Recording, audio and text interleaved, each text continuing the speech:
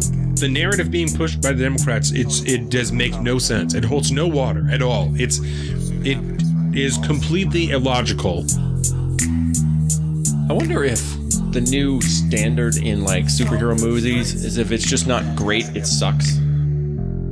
I love America. I believe in America. I love the government.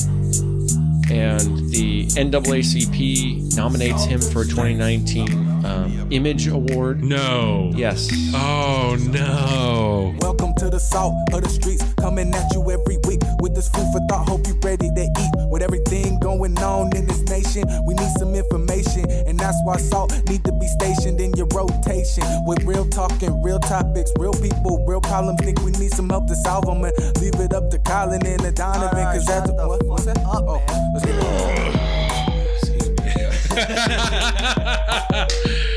Oh, that should probably be a clip this week. It's probably going to have to be.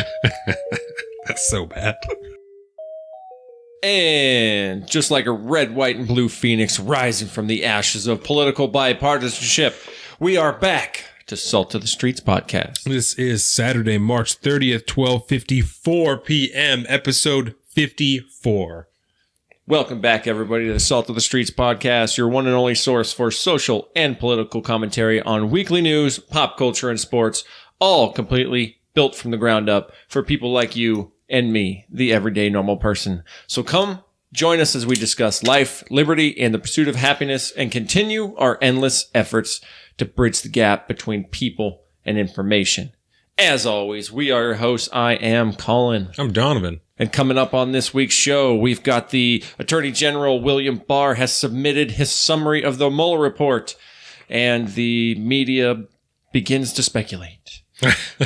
We've got updates on the Jussie Smollet false hate crime case. The U.S. House or Senate has voted on the Green New Deal, and much more to come there. Those silly fuckers. And we're going to be checking in, I think, with some more of the Democratic presidential candidates that we didn't hit last week. Yep. And we've got a whole lot more, but that's safely the only ones I feel like we might be able to get to with the way we do it. So anyways, all that and more coming up on this week's Salt of the Streets podcast. Boom. So that being said, how was your week, buddy? It was good, man. It was good. It was, it felt like a long week. I'm happy to be here now. I'm happy that's done. We're going, like I said earlier, we're going on the first date with my wife away from the baby this week or today. So he'll be 10 weeks on Monday. And so we're going to go out to dinner. We're going to go to the boat shed. Shout out boat shed. And then we're going to go and see Captain Marvel, even though I heard that it was ass. And it should be a good time. So I wonder if the new standard in like superhero movies is if it's just not great, it sucks. I don't know, because I saw someone, I don't remember who it was, someone on social media this week that was talking about how they weren't like that impressed with Avengers Infinity War, and I was like, well, first of all, fuck you, because that movie was fantastic. It's great. Leave it alone. But I think that it's just like reflective of a larger narrative is not the right word, but maybe like wave in this country. People are just like, there's so many fucking superhero movies, you know, like there's like 2-3 a year, and people are just getting sick of it. And I love nerdy shit and like comic books and stuff. So I'm like, bring it on. Like, let me see all of it, you know? Yeah. And now that Fox and all this stuff is There's all under one nothing else roof, good hardly coming out. So No. And now that Fox just finished up with Disney and everything, like there's going to be even more, you know, because Marvel is now finally all together as one cohesive unit for film production. And I don't like it's all gold now. So yeah, we might have a banner year 2020 as far as the Marvel, you know, the comic book world, I'll say, in the world of cinema. If there's an X-Men movie, it's going to be trash. You guys are going to hear me bitch about it. It's going to be bad. And I'm going to bitch about every X-Men movie until there is an X-Men series, because that's the only way it's going to be done well. Except Old Man Logan. That was a great movie. It was. It was good. I could do more of those. Yeah, that one was really good. It was dark. Fucked with that. Yeah. God, that was dark. And not all the X-Men movies have been ass, but they're not going to be what they should be, you know? Yeah. And I think that it's Jordan's stepdad who's the one that exposed me to comics and got me into it, Leif, who says that, so when X-Men was created, right, Professor X was based on Martin Luther King, and Magneto is based off of Malcolm X.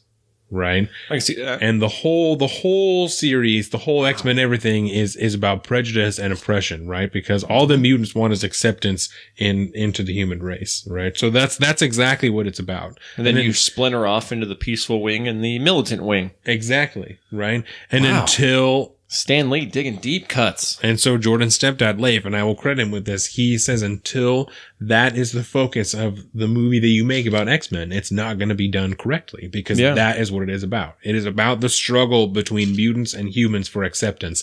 And all these other things are just circumstantial and tertiary because they have superpowers and are targets for the rest of the galaxy. Yeah, because you see that struggle of oppression like that is at its core a story of good versus evil. Yes. But you know, up to date, for the most part, all the X-Men movies have been a story about good or evil, but that's just because those are the evil guys, those are the good guys. Exactly. There's no underlying narrative to support why they're good or evil. Right. You just blew my fucking mind. Thank you, Leith. Yeah, no, I love, because I love X-Men so much, I love talking to him about X-Men because he loves just comic books so much. And X-Men is really the only one that I know well enough to have like a deep conversation about and like be able to pull, you know, details and different like story arcs and shit from. And other than that, I have like general ideas of a lot of characters, especially in Marvel. I'm way more Marvel than DC. But I don't know, like, you know, like, I don't know, there's some shit that I just don't know. Yeah. Well, it's a big world. Enormous. Comics have been around for so long. Yeah. I was just at Comic-Con, and there are thousands, tens of thousands of comics that I have never heard of that people just love. Yeah. And there are so many out there. I also want to give Leif one more shout out because on Thursday, he helped me go to Lowe's and bring some supplies home so I can finish up Dax's room. So I got all the rest of the drywall and the rest of the lumber. So this week and next week, I'm building the last wall. I'm finishing up the drywall. Nice. And we're going to be fucking good to go. So super excited. So Leif, thank you again because I have the Land Rover and I know I love the Land Rover, right? But just in the last like maybe year, I've been getting really irritated that I can't put that much shit in my Land Rover, you know, that I need to take home. And I understand that struggle. So now I'm going to start looking into a truck. Me too. Yeah. Because I need a truck to be able to do shit like that by myself. And, the Land Rover is in like, a lot of shit has been replaced on it. I've done a lot of work on it. Jordan's dad did a lot of work on it. So it's going to be worth enough money, even with all the miles that are on it, to get decent trade-in value for like a truck, you know. And I don't want a brand new truck. I don't need a fucking brand new truck. No, just a truck that'll work. Yep, a truck that has, you know, not that many miles on it. That's going to be big enough for me to put my baby in and haul some shit in, and it's going to be really long. And I'll tell you, if you buy a truck without four-wheel drive, no, we're going to have problems. No. I know better than that. No, that would be stupid. Yeah, dude. The back seat of my car now has just become a rack for survey equipment. Yeah, because like, I got to go out tomorrow and do some work. Right. And, you know, I need a fucking truck to do that. Like, thank goodness I live right next to work. So I'm just going and grab one of my work rigs and go. But I go out and do site visits and stuff. And here I am rolling in a Subaru. In your Subaru? And it's just not.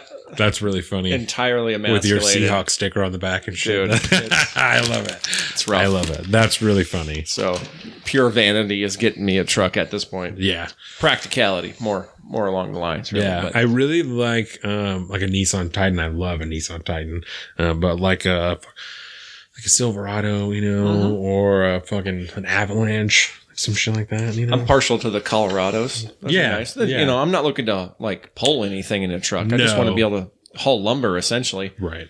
That's really what I want, because make big ass dump trips in one trip. Yeah. It looks really weird when I have a bunch of camping 8-foot 2x4s on the top of the Subi strapped down. And that's like, I can put down the back seats in the Land Rover and put 8-foot boards in it. But if I need a 12-foot board, it's got to stick out of the sunroof, you know? And that's like bad news. Like, it looks like shit. So you become a Lansing Knight. And that's you got to be careful where you go. And like the fucking highway on the back to keyboard is 50 miles an hour, you know? So I'm driving with one arm on the boards out the window. And then it's it's bad. Yeah, it's a whole deal. Oh, so the struggle is real, bro. Yeah, so a truck is going to be necessary. We need some trucks. Yeah, it's really bad. So, but it was a good week. So yeah, I just want to thank Leif one more time because he's fucking great. So shout out Leif. He's also an awesome grandpa. Both of us, all of us. I mean, yeah, he's great. He's an awesome guy. I've had very little actual interaction with the guy, but from what I have had, he seems like one of the cool dudes around. You would really like him. You know, I'm a fan. Yeah. He's very genuine. He's just a genuine guy. Yeah. He's good. A lot of Jordan's family is like that. It's good. You guys have some very common core values aligned. Yeah. You are not what I would say a disingenuous man in the slightest way. Thank God. Did you do anything this week? Anything of note? Well, I told you last week I was down hard. I double dipped in the sickness waters this weekend. Yeah, I proceeded to blow chunks right after the show last week, which was fun. And then rode most of the weekend, including Monday, was riding a fever train, having massive stomach cramps and just the whole 9 yards. I remember you were talking about how bad your stomach hurt last week. It was not fun. But powered through the show because we're fucking professionals like that. We are. I finally made it to the doctor. Yeah, I know. And I finally made it to the doctor on Tuesday. What's your doctor's name? Do you feel comfortable sharing that? I don't. Okay. She's a very nice person. Doctor's got crazy names. That's the only reason I ask. Yeah, she's got a very interesting name. I'll tell you after the show, though. See, that's exactly why. It's a very strong name. Yeah. And she's fucking awesome. And but yeah, she did a bunch of blood work and diagnosis and blah, blah, blah, blah, blah. And we came down to the fact that I got that stomach bug that's floating around still. Yeah. It's been dropping in my office. Like, you know, people have been dropping them like flies. Everybody in there. On top of that, I have a stomach ulcer now. So is she going to do, because I told you I had stomach ulcers when I was in high school when I was like 17. So is she going to do an endoscopy or anything like that to go in and make sure that that's what it is? We don't know yet. I got to follow up here in another couple weeks, but right now I'm on some baseline meds, and then I have to do, and then supposedly there's going to be a long train of antibiotics to go through eventually, but you know, she thinks this one's more stress induced than anything else, than like an actual underlying medical condition. Right. So just the topical, you know, I'm thinking omeprazole, I think is what I'm taking now. It's a kind of a pretty strong antacid type of thing. A lot of people are on it. Reduces the amount of stomach acid that you have in there to limit the amount of time that your ulcer's inflamed. Yeah. And I took that for a long time. Yeah, I'll probably be on that for a long time. Yeah. I did find out, like, my mom's been on that for, like, 30 years. Really? Yeah. My brother, I think, has been on it for a long time. My dad was, too. So there might be an underlying genetic issue, too, there. But I will say, and you'll really like this, I have a really hard time if I wanted to fast again for whatever reason. Yeah. As soon as I'm hungry, that ulcer gets annoyed and lets me know in a very painful way. I remember that. So I've now taken to eating small things like every 2-3 hours throughout the day. Yeah.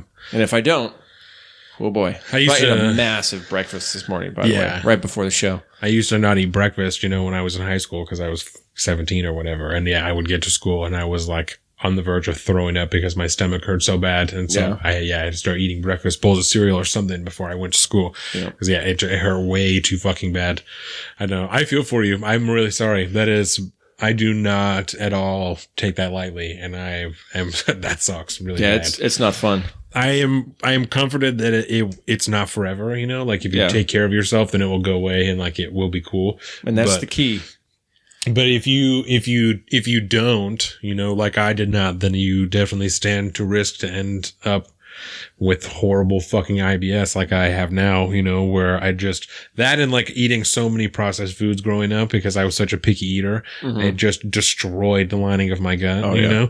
And so now I can't, like I don't ever eat spaghetti, like no fucking red sauce, like a pizza, you know, or like a chicken parmesan with like some on top, but I cannot have like a bowl of like spaghetti, you know? I would die. I'll die. I can't fucking do it. Like it's not something I cannot get like, I can, but I will I will be on the toilet for 3 days straight if I get wasted on like straight liquor, like I can drink beer and like I will be like, okay. But if I drink straight liquor, like I took a bunch of shots and got fucked up, destroyed for like 3 days. Like nothing will, it's horrible. Well, if it makes you feel better, I think most people that do that at least have that side effect for like 24 hours. Yeah, at least one day.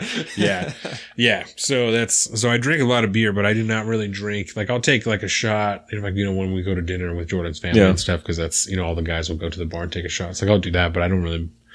Well, I didn't even have my first beer since then till last night. I had one to test the waters to make sure I wasn't going to like have an adverse reaction. Right. And here, it's okay. I can drink beer now. Here. I like that shit. Well, are you ready to get into some fucking topics here? Let's do you have anything else do you want to hit before we go there? I don't want to cut you off man. if you're not Let's ready. talk politics, baby. Okay. What do you want to hit the Mueller report first? The Mueller-Barr report? Yeah, I think that's a good idea. Thinking? Okay. So let's see here. So we talked last week that on the 22nd, Robert Mueller, the great Robert Mueller, as we have reported on for 2 years now, finally delivered his report to the Attorney General, William Barr. And then 2 days later, on the 24th, William Barr delivered a letter to Congress that was summarizing Mueller's report and his findings on Mueller's report after having read something we found out was over 300 pages, right? Yes. Which seems weird that he read it in 2 days and then wrote his report, but that's, some people are really fast readers. They have offices to read collectively. Yeah. So since that happened, there has been all kinds of controversy around William Barr's report, whether or not it is legitimate. And there's talks about whether Robert Mueller is doing his job or not. And there's talks about, whether he ever should have been put in place. And so much speculation. William Barr wrote this memo, a year ago and all this stuff. So we're going to handle all those things one by one by one. But first we're going to talk about the report. So it was, or the letter, right? Because there was only a 4-page letter about Robert Mueller's report, because the full Mueller report has not been released and probably will not be in its entirety. It will absolutely, if it gets released, will be redacted heavily to scrub it for any type of, and we talked about this last week, to scrub it for any type of classified information, anything that could put anybody at risk or harm anybody or is involved in a ongoing investigation or anything like that will be scrubbed. So a huge amount of that material will be taken out for the public. And a lot of that will probably pertain to the Southern District of New York's case that's going on right now. You have, what is it, the term they use, the intelligent ways and means. Yes. They have to scrub through that. But, I've heard a tentative kind of, this is, I heard Lindsey Graham say that the full report is supposed to be coming out. They would imagine it'll be sometime maybe mid-April. Yes. And so a lot of people are running with that and saying like, okay, well, mid-April, we're probably going to have this thing. So the main summaries of the letter were of the findings of the Mueller investigation, right? So the report found that, first of all, that no member of the Trump campaign conspired or colluded with Russia to interfere with the election, right? It did find, after that Russia did in fact interfere with the election, and that's as evidenced by, Robert Mueller passed down charges for several different Russian individuals and obviously explained it all in this report here. And William Barr also cited, like I say, he cited the criminal charges that were leveled against several different Russians for attempting to influence the election. And he also found the Mueller report did not recommend criminal charges for obstruction of justice against President Trump, right? Yeah. And it is important to note that it says in the report, while this report does not conclude that the president committed a crime, it also does not exonerate him, right? Yes. That is not, and William Barr, I felt made a point in there to say that does not indict the president, right? That shouldn't be interpreted any more one way than the other, right? It says that there was evidence there, right? Because there was at least considered at some point, but not enough evidence for them to be willing to level charges against the president. Yeah. Right. The special counsel states, this is verbatim from the report. There we go. Quote, while this report does not conclude that the president committed a crime, it does not exonerate him. Yes. And that's where a lot of the speculation comes in, because it's a 4-page report. You can find it just about anywhere. I got the link here. I'll send it to you so we could throw it up in the show notes. It's a pretty quick read, to be very honest. Super easy. Future time. Yeah, maybe 10 minutes at the most. They go down he breaks down the statistics of what Mueller and his team did and how many subpoenas they put out. A lot. More than 2,800 subpoenas, by the way. A lot. Nearly 500 search warrants. 230 orders of communication records were obtained. They interviewed approximately 500 witnesses. So now you can see why this has taken 2 years to do this. But yeah, it splits it into two tracks. It was the collusion track and the obstruction track, because everybody's so worried about obstruction. And so, like you said before, definitively stated that there was no collusion between the Trump campaign or President Trump with the Russians to swing the election one way or the other. Right. But he did not come to a conclusion either way on the obstruction of justice. And the Attorney General's office, after reviewing the initial report, said that they did not find enough evidence either way to also convict or not. Because it's important to note that because the special counsel did not hand down any type of decision either way, it is up to the Attorney General and the Assistant Attorney General, Rod Rosenstein, which I think is incredibly important to note, right? Because I have something here, because now people are all kinds of pissed off at Rod Rosenstein and that he's a piece of shit and all this stuff, right?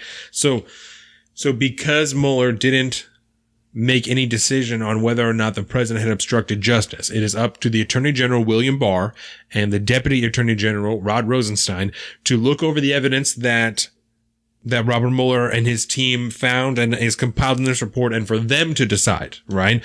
And they came up with the same decision that they did not have enough evidence there to indict the president, or not to indict him, but to pass down recommendations of charges against the president, right? Which I think is very normal. This seems very normal, because all the obstruction things that have taken place that people have pointed at have taken place in the public square, on the TV, through interviews on whoever's doing CNN or MSNBC, anybody. I mean, all these things that we think, not we, but like people are calling obstruction, have taken place in plain sight, in plain view. Right. And there's nothing else that would go along with that. And so the evidence is already laid out in front of us, and it's up to the AG to make that call constitutionally. And he, at this point, has made that call and said, no, there's no case for obstruction here. So that is one factor that plays into it, is the fact that all of these things the president have done has happened publicly in front of people, especially a lot of the meetings and stuff that were, behind closed doors have now come about. So that is one part of this decision, right? And the other part that is being discussed, especially among the more progressive and left-leaning media, is a memo that Attorney General Barr wrote before he was the Attorney General, right? That was a letter to the Trump administration that has to do with the Mueller investigation and has to do with obstruction of justice and the way that it should be interpreted and all this stuff. And so William Barr says in that letter, among a lot of other things, that he feels obstruction of justice depends on the intent of the actions that were carried out, right? Yes. And so again, this is just a gray area that I don't know, but I just want, it's part of providing all the information, right? A lot of people are upset because he wrote that memo, and Robert Mueller never got, or never had, however you want to put it, right? He never got or had face-to-face interviews with President Trump. It's really, really, really hard, almost impossible to try even begin to decide somebody's intent, if you've not had a face-to-face discussion with them, right? And you could argue that you never fully know someone's intent unless they tell you, right? But it's really hard to even start to get there if you haven't had a face-to-face sit down with that person and ask those questions, right? So there are a lot of people who are very skeptical of that. First of all, of William Barr having written that memo, because now there's a narrative of, oh, well, he's the Attorney General because he wrote this memo, and they're just waiting, for the report to come out so that if it doesn't work in the leftist favor, then they can say, well, it's because of William Barr. And just starts to feel like reaching to me, you know? Yeah, there's a word for that. It's called speculation. It's the same, wild speculation. It's the same thing that happened when Brett Kavanaugh was being put up, right? You know, that they were like, oh, he wrote all these things about executive privilege and executive power, you know, and that's exactly why he's being put up, is so that, you know, Trump can start to take more and more power. So, you know, he can start to take more power to the executive. And I bought that a little bit more, you know, and I'm not really sure why. But just as I was noticing these connections, you know, I was thinking that I bought that a little bit more than I do this. For whatever reason, you know, I don't feel as confident that William Barr was put there to try and do these things. And I don't think that about Brett Kavanaugh, you know, that's because I think just like a side note, but when you feel that way about, say, like Trump and the executive and all this stuff, you're talking about an egomaniacal maniac, and right.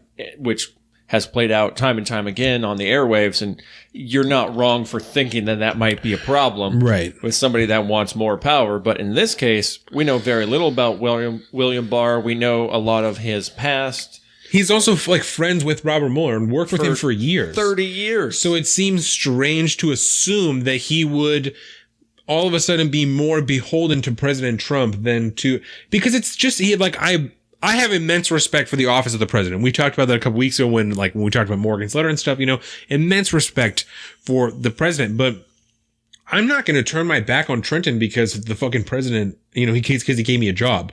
Like, I'm not going to all of a sudden just shit on Trenton and his job because the president gave me a job. So I don't know why we would assume that William Barr is going to do that. Because he took a job with President Trump, he's going to pay you. To be the attorney general is a fantastic job. You know what I'm saying? It doesn't really seem like Jeff Sessions enjoyed being the attorney general. He got shit on for 2 years. 24/7. But he still stayed there because it looks fucking fantastic. And now he never has to work again. Yeah. Jeff Sessions can just go around and give speeches and talks. He can go and be a teacher at a law school if he wants because he was fucking attorney general. That's reason enough to be attorney general. You know, you don't have to love President Trump to be that guy. There were so many people, Jim Mattis, all these fucking guys that worked there that hated President Trump. And not to mention, like, the day-to-day operations of running the Justice Department. Yes. You know, that's a very prestigious job that anybody would want, regardless of who you're working for. Yeah. You know, and like I said, I think most of the fears and all the fire and brimstone that we're hearing about Bill Barr now, I think it's all just speculation. People are grasping at straws now to try to figure out what they do next. Yeah. You know, I think that idea of, you know, with the underlying narrative for 2+ years now coming from the more progressive side and the progressive media that Trump stole the election, you know, our Lord and Savior, Robert Mueller, is going to prove to us all that this is all going to be right. And then all of a sudden what he comes out with doesn't back up their narrative that they've built. Now he's public enemy number one. They're questioning whether or not he even did his job and whether it was a total waste of money. And now they're looking at William Barr, who had no problem getting confirmed, by the way. Very, very it went unnoticed almost. I mean, we mentioned it. Like, we just said that it happened, but didn't, because it wasn't controversial. No. It was, he got in just fine because people were fine with it. You know, his hearings weren't contentious. They weren't high strung. You know, they weren't surrounded by media coverage. Like, it was obviously on C-SPAN and people talked about it, but it wasn't a huge deal like all of the other confirmations were. Yeah. And so I also think, I want to go back just a little bit right to Rod Rosenstein. Yes. That when Andy McCabe was fired, and, you know, when Jeff Sessions was let go, and then Rod Rosenstein, there was reports, because when Andy McCabe got fired, he, I believe, was the one that said that Rod Rosenstein had talked about invoking whatever amendment it is to get the president the fuck out. Right? 25th Amendment. The 25th, right? So Andy McCabe, I think, is the one that leaked that, you know? Yeah. And at that time, Rod Rosenstein is a huge fucking Democratic hero, you know, that the Democrats are championing him, you know, that, well, we need to keep Rosenstein in there. And if President Trump is going to fire him, then, you know, we need to impeach Trump and all this stuff. And now that Rod Rosenstein is with William Barr, and he's like, no, there's not enough evidence here for me to try and hand down charges. People were like, oh, fuck Rod Rosenstein. Why is he even there? You know, like, this guy's an asshole. Like, Why? Because he followed the facts, like, and you don't now you don't trust him to follow the facts. But when he was talking about trying to impeach the president with the 25th Amendment, or maybe it's not called impeach, whatever, right? Remove him through the 25th Amendment. You're all in favor of Rod Rosenstein, but now. He's a piece of shit. Like, now that his personal truth cuts against their narrative. Right. That's incredibly convenient. That now he can't be trusted. And it just seems so blatantly obvious. Yeah. All this garbage is just, we flicked the switch, we didn't get the answers we wanted, and now they're the problem. Because we're still right. This is still a thing. Well, and so now there's a similar narrative going around with Robert Mueller, right? Is that Robert Mueller, he just couldn't make up his mind, and so he punted the ball, just punted the decision down, so that he didn't have to do it. Failure of duty. Right. He didn't do his job. Right. He didn't do his job, right? And I feel like, first of all, it's disingenuous and wholly hypocritical. Maybe that's not the right word, but that's the first thing I think of, because again, for 2 years you've been championing Robert Mueller, and now that his decision doesn't fit with the narrative that you've been pushing for 2 years, he didn't know how to do his job, and he's just kicking it down the road and doesn't want to take responsibility, and he's in the back pocket of somebody this whole time probably. First of all, I think it's like I said, hypocritical, right? Hardcore. And then I think that it shows an insanely fundamental lack of understanding for the whole reason that Robert Mueller was even put there and what his investigation was about, right? Because his investigation was not about collusion between President Trump and the Russians, right? That was something that came off tertiary because of all this suspicious stuff that happened with people in his administration, right? Yeah. Those people that had charges, there was Paul Manafort, Michael Flynn, these people that, Papadopoulos, these people that did have charges against them for lying against the FBI, right? That starts to look really suspicious. So at that point, he's going to start looking into collusion between President Trump and the Russians. But that was not the point of him being there. Robert Mueller, and God damn it, if we haven't said this 1,000 fucking times, Robert Mueller's investigation was into Russian interference in the election, for which he found that happened. We all knew it happened. We've been saying it happened for a year now, because that's the case. That's the facts, based on everything, based off the intelligence communities, based off of the hearings with the Senate and the House. That is what happened, right? It's pretty black and white. So he did his job.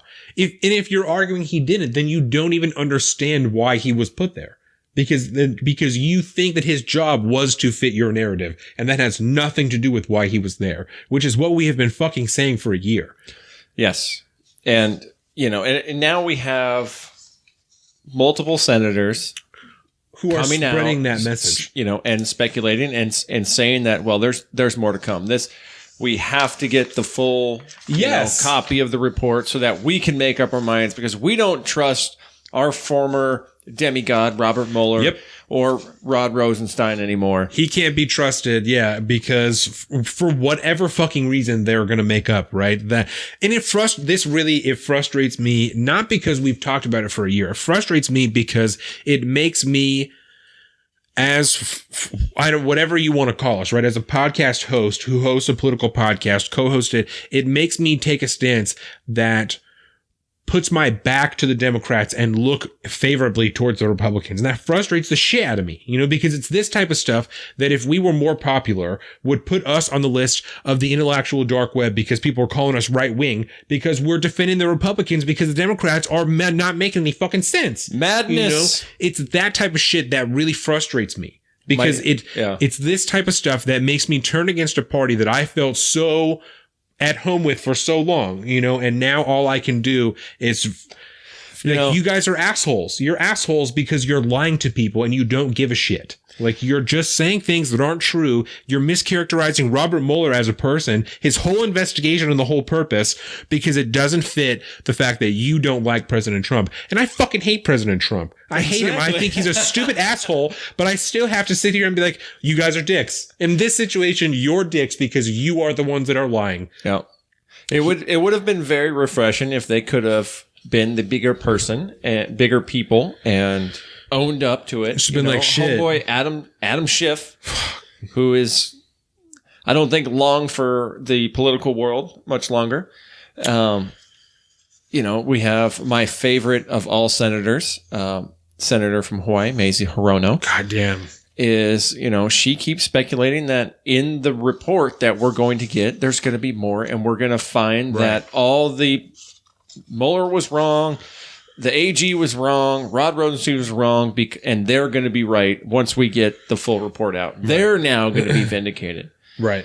And now we're going to have to deal with this for at least another 2 or 3 weeks, if not longer. Yeah. And I want it to end because it's ridiculous. Well, that's all right, because these are the same people who would not admit that James Comey did something wrong by circumventing Loretta Lynch, right? Because even, again, we talked about James Comey a long time ago, and I probably feel a little bit more, just slightly more harshly towards him now than I did then, because I still generally feel like we kind of did what he felt like was right, did it in a shitty way, in an inappropriate way, and that's, why you got fired, but you did. And we're referring to when he came out the October before the election, when he announced that they would not be bringing charges to Hillary Clinton. Yeah.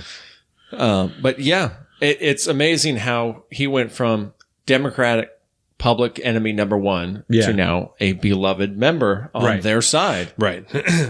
And so I think that it's one of the last things that I wrote down. I think it's this whole thing, this whole narrative that's being pushed by the Democrats now, which again frustrates me to even have to be saying shit like that narrative being pushed by the Democrats. That's fucking irritating, but I love it. It shows a willing ignorance because they're trying to, and let me start over, right? Mm-hmm. The claims that President Trump obstructed justice by trying to tell people what to do and getting rid of things or doing whatever, right? Shows a willing ignorance to the obstruction of justice by Hillary Clinton, of deleting her emails and then possibly downplaying what was in them, right? Completely ignores that to try and pin this on President Trump. Well, that wasn't obstructing justice, but this is. This totally is. This shit that he did out in public so that we could all see, that's obstructing justice. But this secret shit that she did, the server in her bathroom, all these emails that she deleted that nobody will ever know the content of, you know what I'm saying? That's not obstructing, but this is obstructing. What the fuck is that? And especially because in her case, there was an actual underlying crime. Where in this case, there isn't. I hate when people bring up Hillary Clinton, so I would hate, I hate to bring that up, because I just would love to, again, leave that in the past. But those are the same people that will still defend her to this day, But I don't understand that. Well, don't feel too bad for coming out on the Democrats on this one, because it doesn't matter. It just matters what time it is and what kind of controversy it is. But there is always some side of the political parties, one of the two parties is always doing something like this. Yeah. Right now, it's the Democrats, and it has been for 2 years. It's bad. And so you got to call them out for when it is. It doesn't necessarily mean that Democrats, like the DNC, is a bad party. Right. It doesn't necessarily mean that. Same with the Republicans. When they do some fucked up shit like Stephen King and being a racist and all this shit, doesn't mean the Republicans are a bad party. Right. We may have bad representation. Just bad actors in the party. And it could be a lot of them. Yeah. I mean, we're gonna talk about more about this when we talk about the Green New Deal, but there's a lot of bad actors out there that are just playing the game and have zero substance behind their words, which is, when it comes to politics, is a statement that has been true since the day the country was founded. Yeah. And it continues on to this day.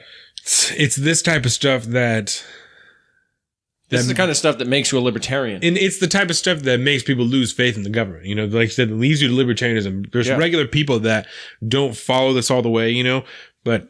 fuck, I feel bad for you if this is the first episode of Salt of the Streets that you're listening to, because you're like, why should I even care about the government now? Because you're telling me that they're all assholes. They're all pieces of shit, which I probably felt before, but now you've reaffirmed it for me. You know what the sad thing is in their personal lives, I guarantee you they're all probably great people. Amazing people. Yeah.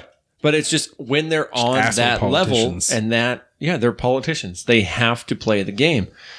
We've seen it with our own town hall with DK. I mean, he has to play the game in some fashion to get anything done. And unfortunately, at this level, we're talking about loyalty to the party and whatever the party's current narrative is, and then they line up behind it. And you're correct. That's exactly what this is, because as we have just laid out for you, and if anyone has any questions, reach out to us. If you disagree with us, let us know. I know we want to know all this stuff, but as we have just laid out for you, the narrative being pushed by the Democrats, it does make no sense. It holds no water at all. It is completely illogical what they're trying to say about this. It's hypocritical. Completely disregard the Mueller report. Yes. Because then their narrative that they've been pushing still runs 100% counter to the entire intelligence agency's findings on Russian interference. Yeah. Why we had to have this, the only reason we had the Mueller report going was because of the fervent hate that the Democratic Party had against President Trump. Yeah. Because they knew in the deepest, darkest bottom of their soul that he was guilty of collusion. They still know. We had to spend untold millions of dollars to find this investigation, to find out what we already knew. Yeah. What the intelligence agencies actually, what's the word I'm looking for? What they testified to in front of Congress multiple times on multiple occasions. Because it's the same information.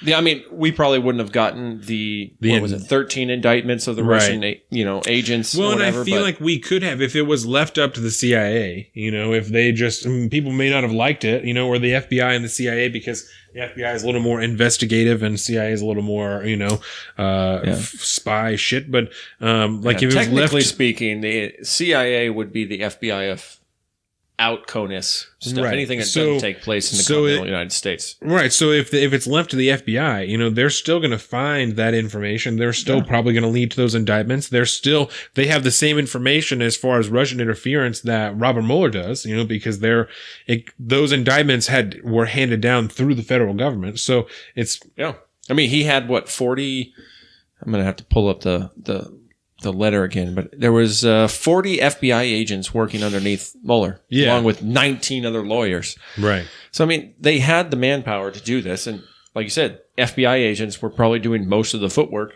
Right.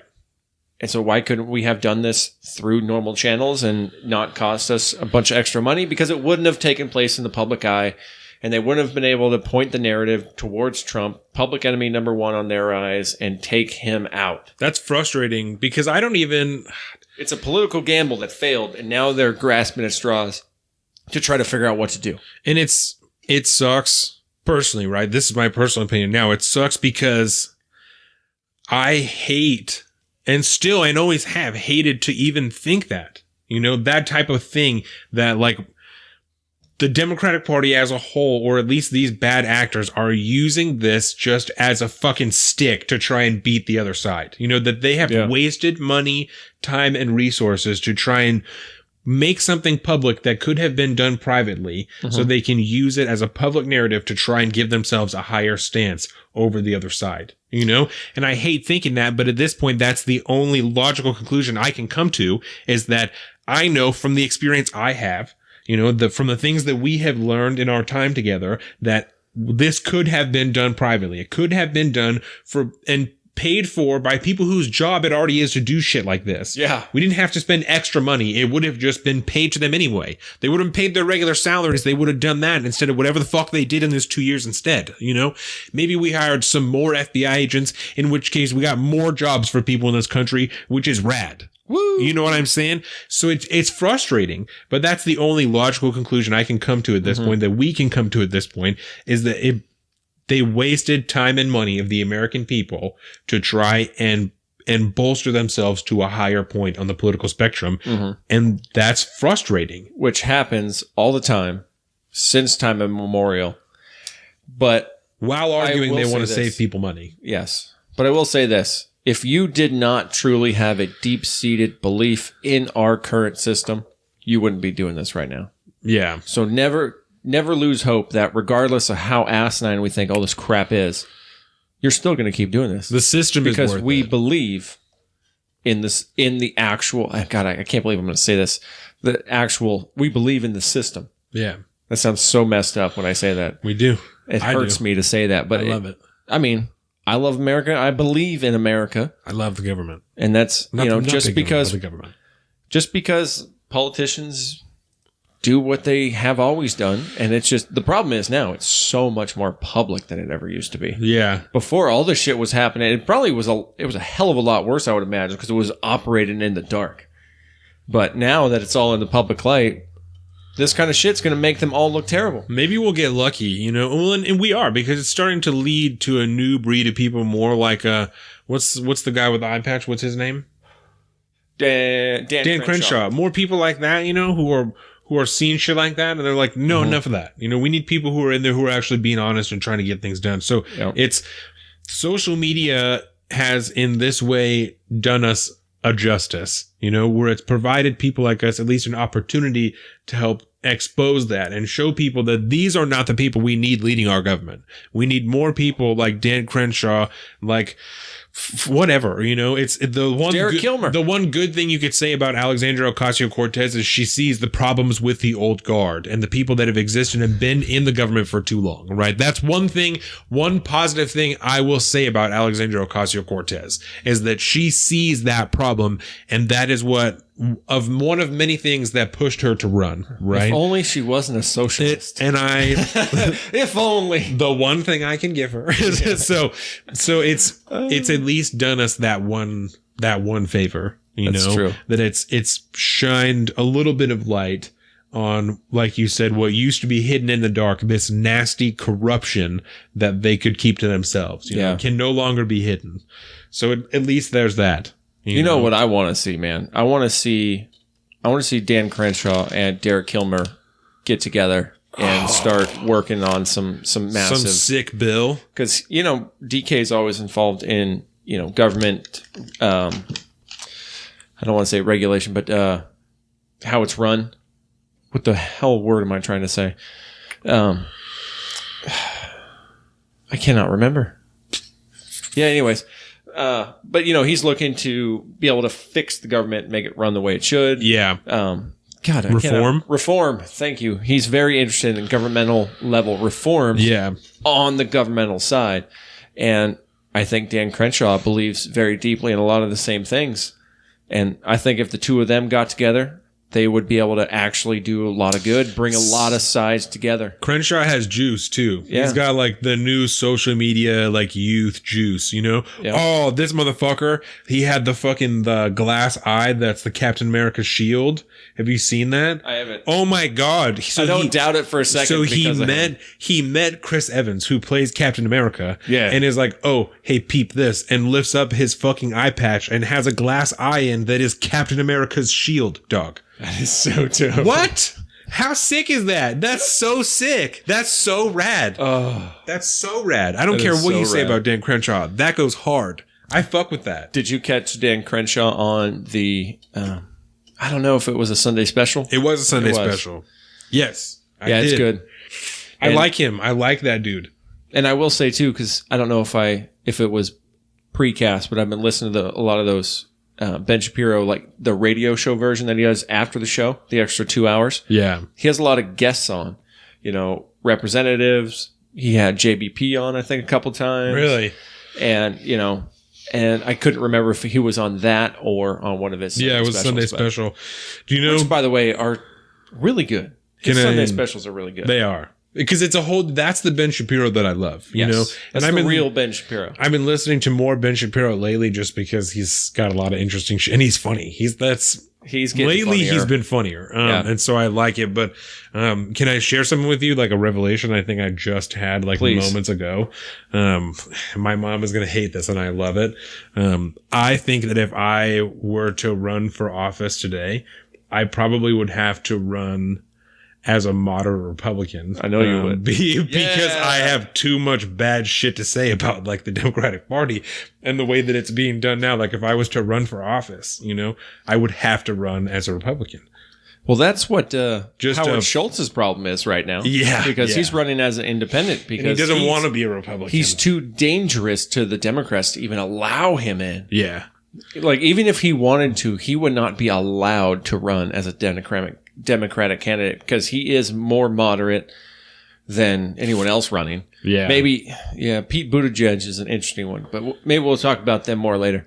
But I think that's kind of wrapped up there's not too much more to go into about the actual report itself because it is so short. Yeah. And so we won't really know all the ins and outs. And I can't wait to start going through the totally redacted version of the report and reading all the sections. And I wish that that's going to be a thing. I wish that Daryl Kilmer wasn't our representative, because if I wanted to run for representative, I wouldn't want to run against Daryl Kilmer. Right? That would suck. Like, I would be like, this guy's really cool, and I do think what other he's politicians good. Like, do. Just move to the other end. Of the district. just run in another district. Mm-hmm. That's really funny. You just gotta, rent out an apartment and get your mail there. You don't technically even need to live there. That's really funny. But that's a gerrymandering situation. Yeah. I think. But I wanted to. This is kind of like a sidebar one, and it's nothing that I want to. I wanted to blindside you with this. I don't know if you've heard. One of questions they asked, after the report came out. Oh my God! Did you happen to see his rally or hear any of the snippets from his rally that he did afterwards? Just a little bit, not a lot. I forgot to watch it. You've seen some of his rallies before. It's bad. It's like that, but he's on a triumphant victory lap right now, so it makes it even worse. But somebody had asked him, I can't remember what it was exactly, but he had said that you just wait, because he's all of a sudden brought up healthcare. He says, you wait, Republican Party is now going to be the party of healthcare. No, right. So now apparently he's taken back up the healthcare fight. Do you think that's even... Why would he do that? Man. I don't get it. Like, has there been like secret talks in the background that somebody else they've been working out a healthcare deal? Well, and like, what do you think, especially with Democrats like having the House now? Like, what do you think that you're going to get done?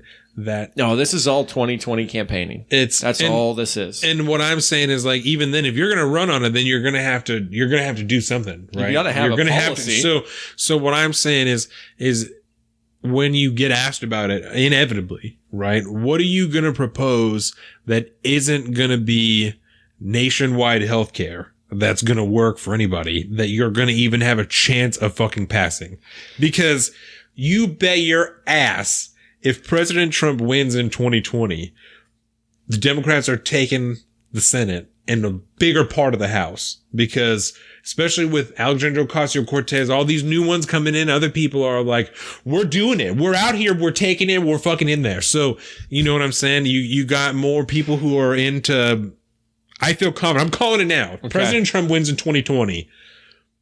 The Democrats are taking the House even more. They're gaining seats in the House, and they're taking the Senate. Okay. I don't agree with you on that one. But we're going to find out. I feel confident. Real quick. Yep. Because that is less than a year away now. Yeah. Boom, dog. That's 2020 is coming, bro. And it's going to get dirty. But anyways, yeah, he had said that. And I think Shapiro had said something about it, but my mind started to wonder, why would you... Because there's no policy behind this. Yeah. This is all just him choosing it's just now. Shit he's saying. You're going to campaign on healthcare during your 2020 election because... And I think that's his counter to the Democratic candidates running mostly on a Medicare for all situation. Oh, absolutely. So why are you picking out that fight? I feel like Medicare for all defeats itself.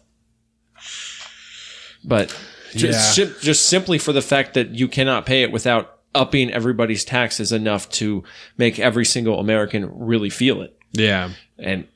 But anyways, he had said that. Strange. Does seem a strange issue to pick. Why would you do that out of all the things, man? Especially when, like I said, the hot topic right now is nationwide healthcare, like some type of, public option or single payer or what the fuck ever. Like there's all these discussions, like that's what's being talked about, and you want to talk about healthcare of all the. Yeah, and I don't want to get too deep into it because I didn't do, I haven't done any real research on this yet, but I've heard, a lot about how the ACA. Obamacare, as he would call it, has been getting defeated in the courts a lot lately. And so I think he's trying to run with that and actually get rid of the ACA like he had ran on his first campaign, and then he can just check another box maybe on his presidential campaign saying like, hey, I said I was gonna get rid of Obamacare. I did that now. Right. I said I was gonna build a wall. Well, I stole a bunch of money from the military and I'm building your fucking wall. I did that. He can say he did that a lot already. It's just another posturing thing. That it could be. I'm hoping. Sense. Yeah. Because I don't know, man. The 2020 stuff is getting really interesting to me. This guy. But you got anything else to say on the Mueller? No, I think that's all I got on the Mueller report. We can go. You want to move on to the Green New Deal? You want to talk about the Green New Deal? Let's do a light one before we hit Green New Deal. Deal. This is one that I had mentioned to you that Washington State has just legislatively passed the raising of the smoking age to 21, smoking and vaping. It passed the House a couple of weeks ago, 66-30, and the Senate 33-12 last week. And now the only thing that has to be done for it to be law is Jay Inslee to come back from his presidential campaign to nowhere so that he can sign the thing. So we will be joining the likes of California, Hawaii, Maine, Massachusetts, New Jersey, Utah, Virginia, and Oregon. There's already states that do that? Yeah, there's 9 states. Alaska. What? Because Alaska was the first place I was stationed in the Coast Guard. What's the justification for this? Like, what's the argument? Because smoking kills people. That's fucking crazy. That is crazy. What if you're in the military? Can you buy them in your military? No.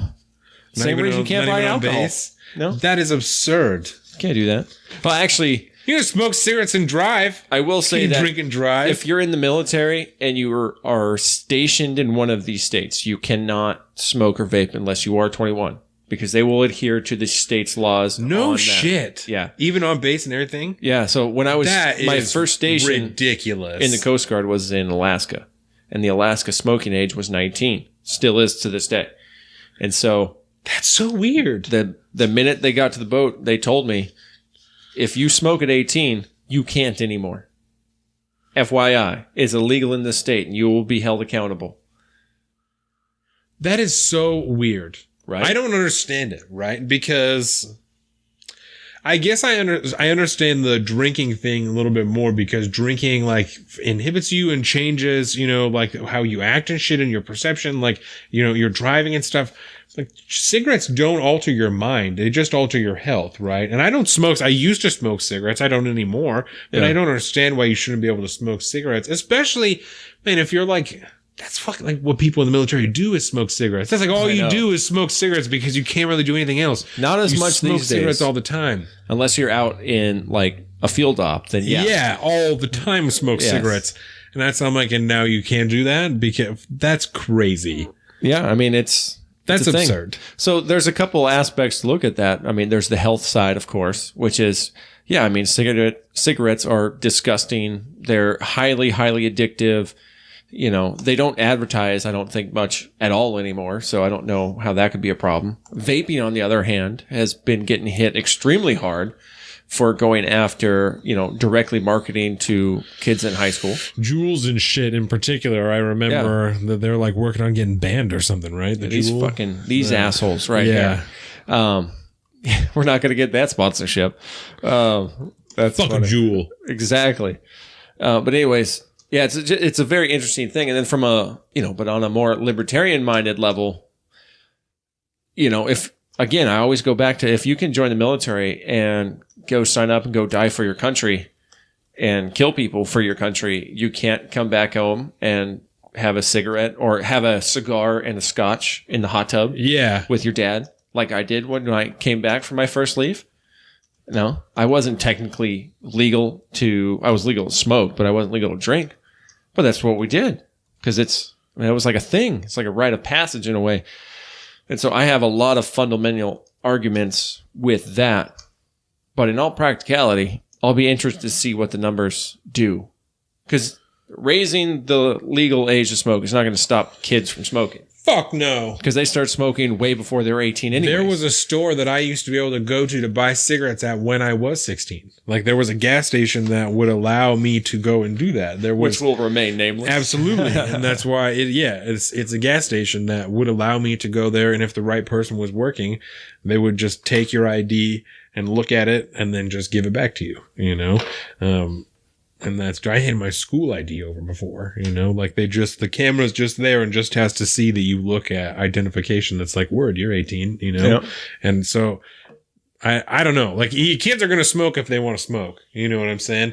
But it doesn't make any sense to me. And I have always thought that it's certainly if you're able to join the military and go and serve, you should be able to drink. And if not in the state that you live in, then there should be a bar on base that you can go to and have some drinks. And then at least it's on base and you're being moderated and whatever. People know what's like. You can't go anywhere. You can't drive. People know what's up. Like there's MPs out there doing shit, you know.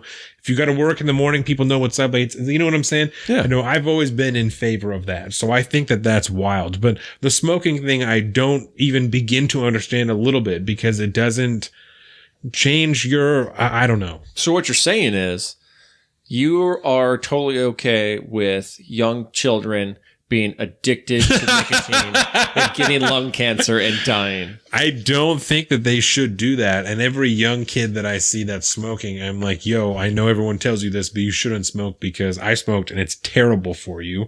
But you gotta make your own decisions. You know, there's people who smoke through holes in their throat.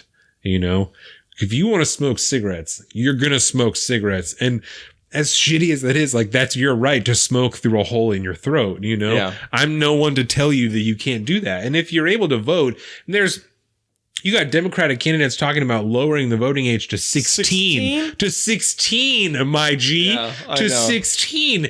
And you're not old enough. Driving, much less voting. You're old enough to vote, but you're not old enough to decide if you want to smoke, you know? And that seems crazy to me. When I was 16, I thought I should have been able to vote. Like, you're that weird. Stupid at that age. Like, you think you want into this party. Not really. It's weird, you know?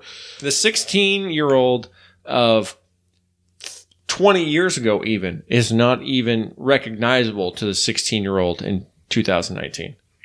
And I'm the type of guy that will half jokingly say that there should be some type of test to be able to vote. You know, you got to show that you have competency in like at least the 4 issues that are like talked about right now, you know, at least understand what this is. I mean, how dare you want the system to function correctly with an informed electorate? You want a 16-year-old kid to be able to vote, you know? Yeah. I know, like, that's ridiculous. That's absurd that you would even say that to me. Like, that's absurd that you would even say that to me. But you won't want someone who's 18 years old, who's a legal adult, who can like have their own insurance and have their own job and die in the name of the country. You don't want them to be able to smoke because it's bad for you. You know what? What? You know what I think is even more crazy? This is absurd. What?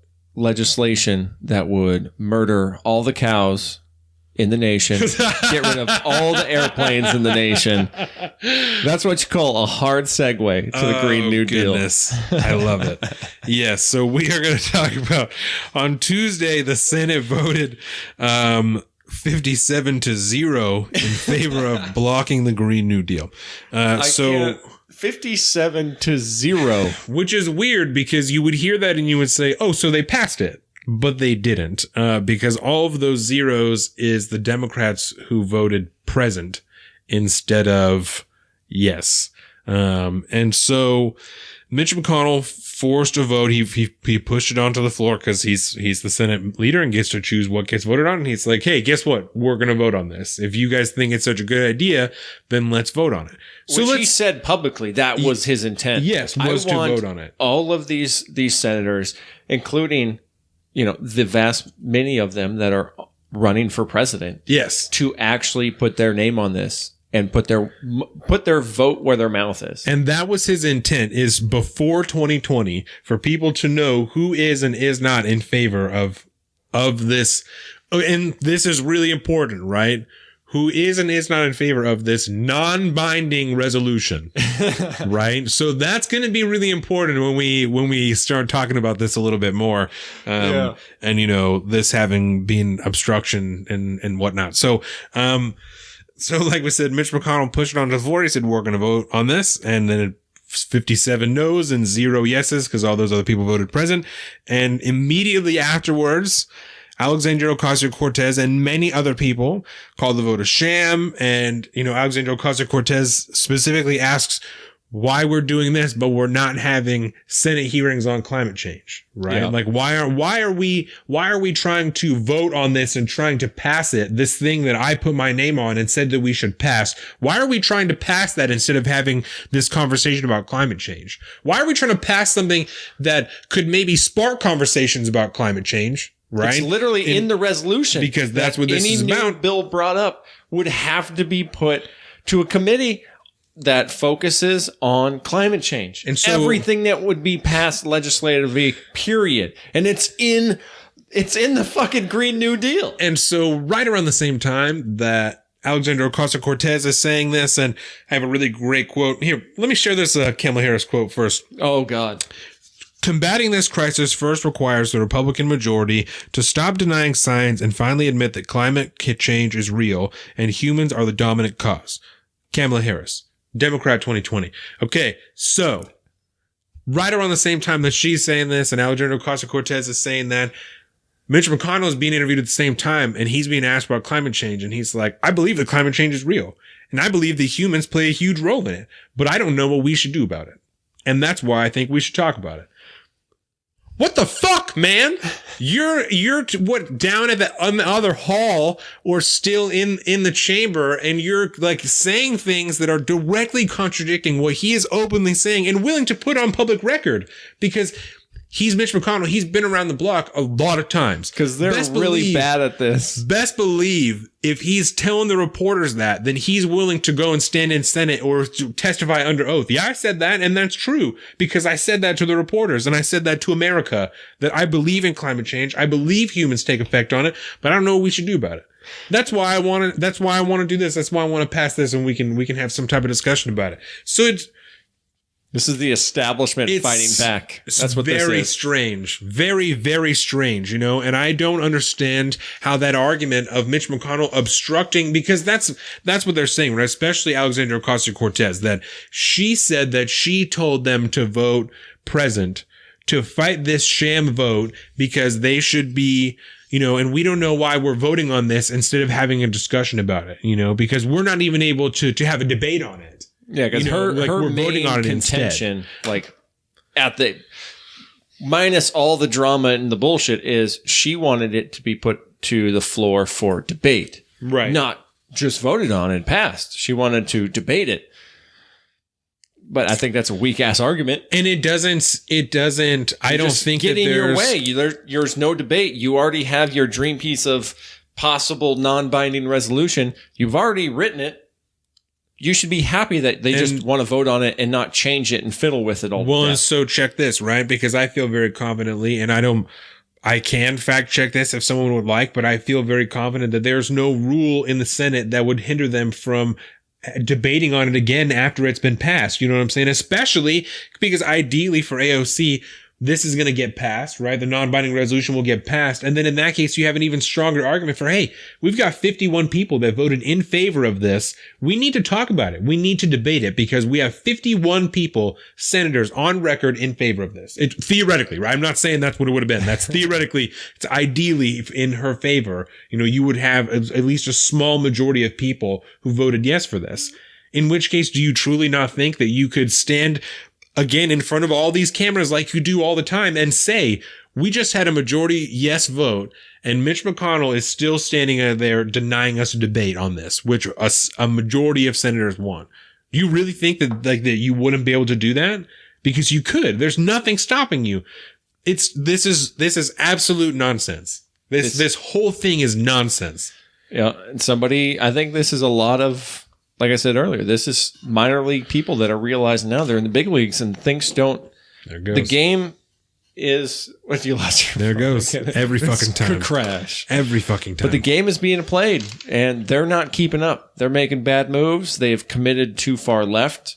They now have to back those up, and they can't honestly do that because the people who actually vote for them, not just the public mass that they're speaking to, the people that actually vote for them may have second thoughts about certain things like, you know, what do you do with all the cows and all the airplanes?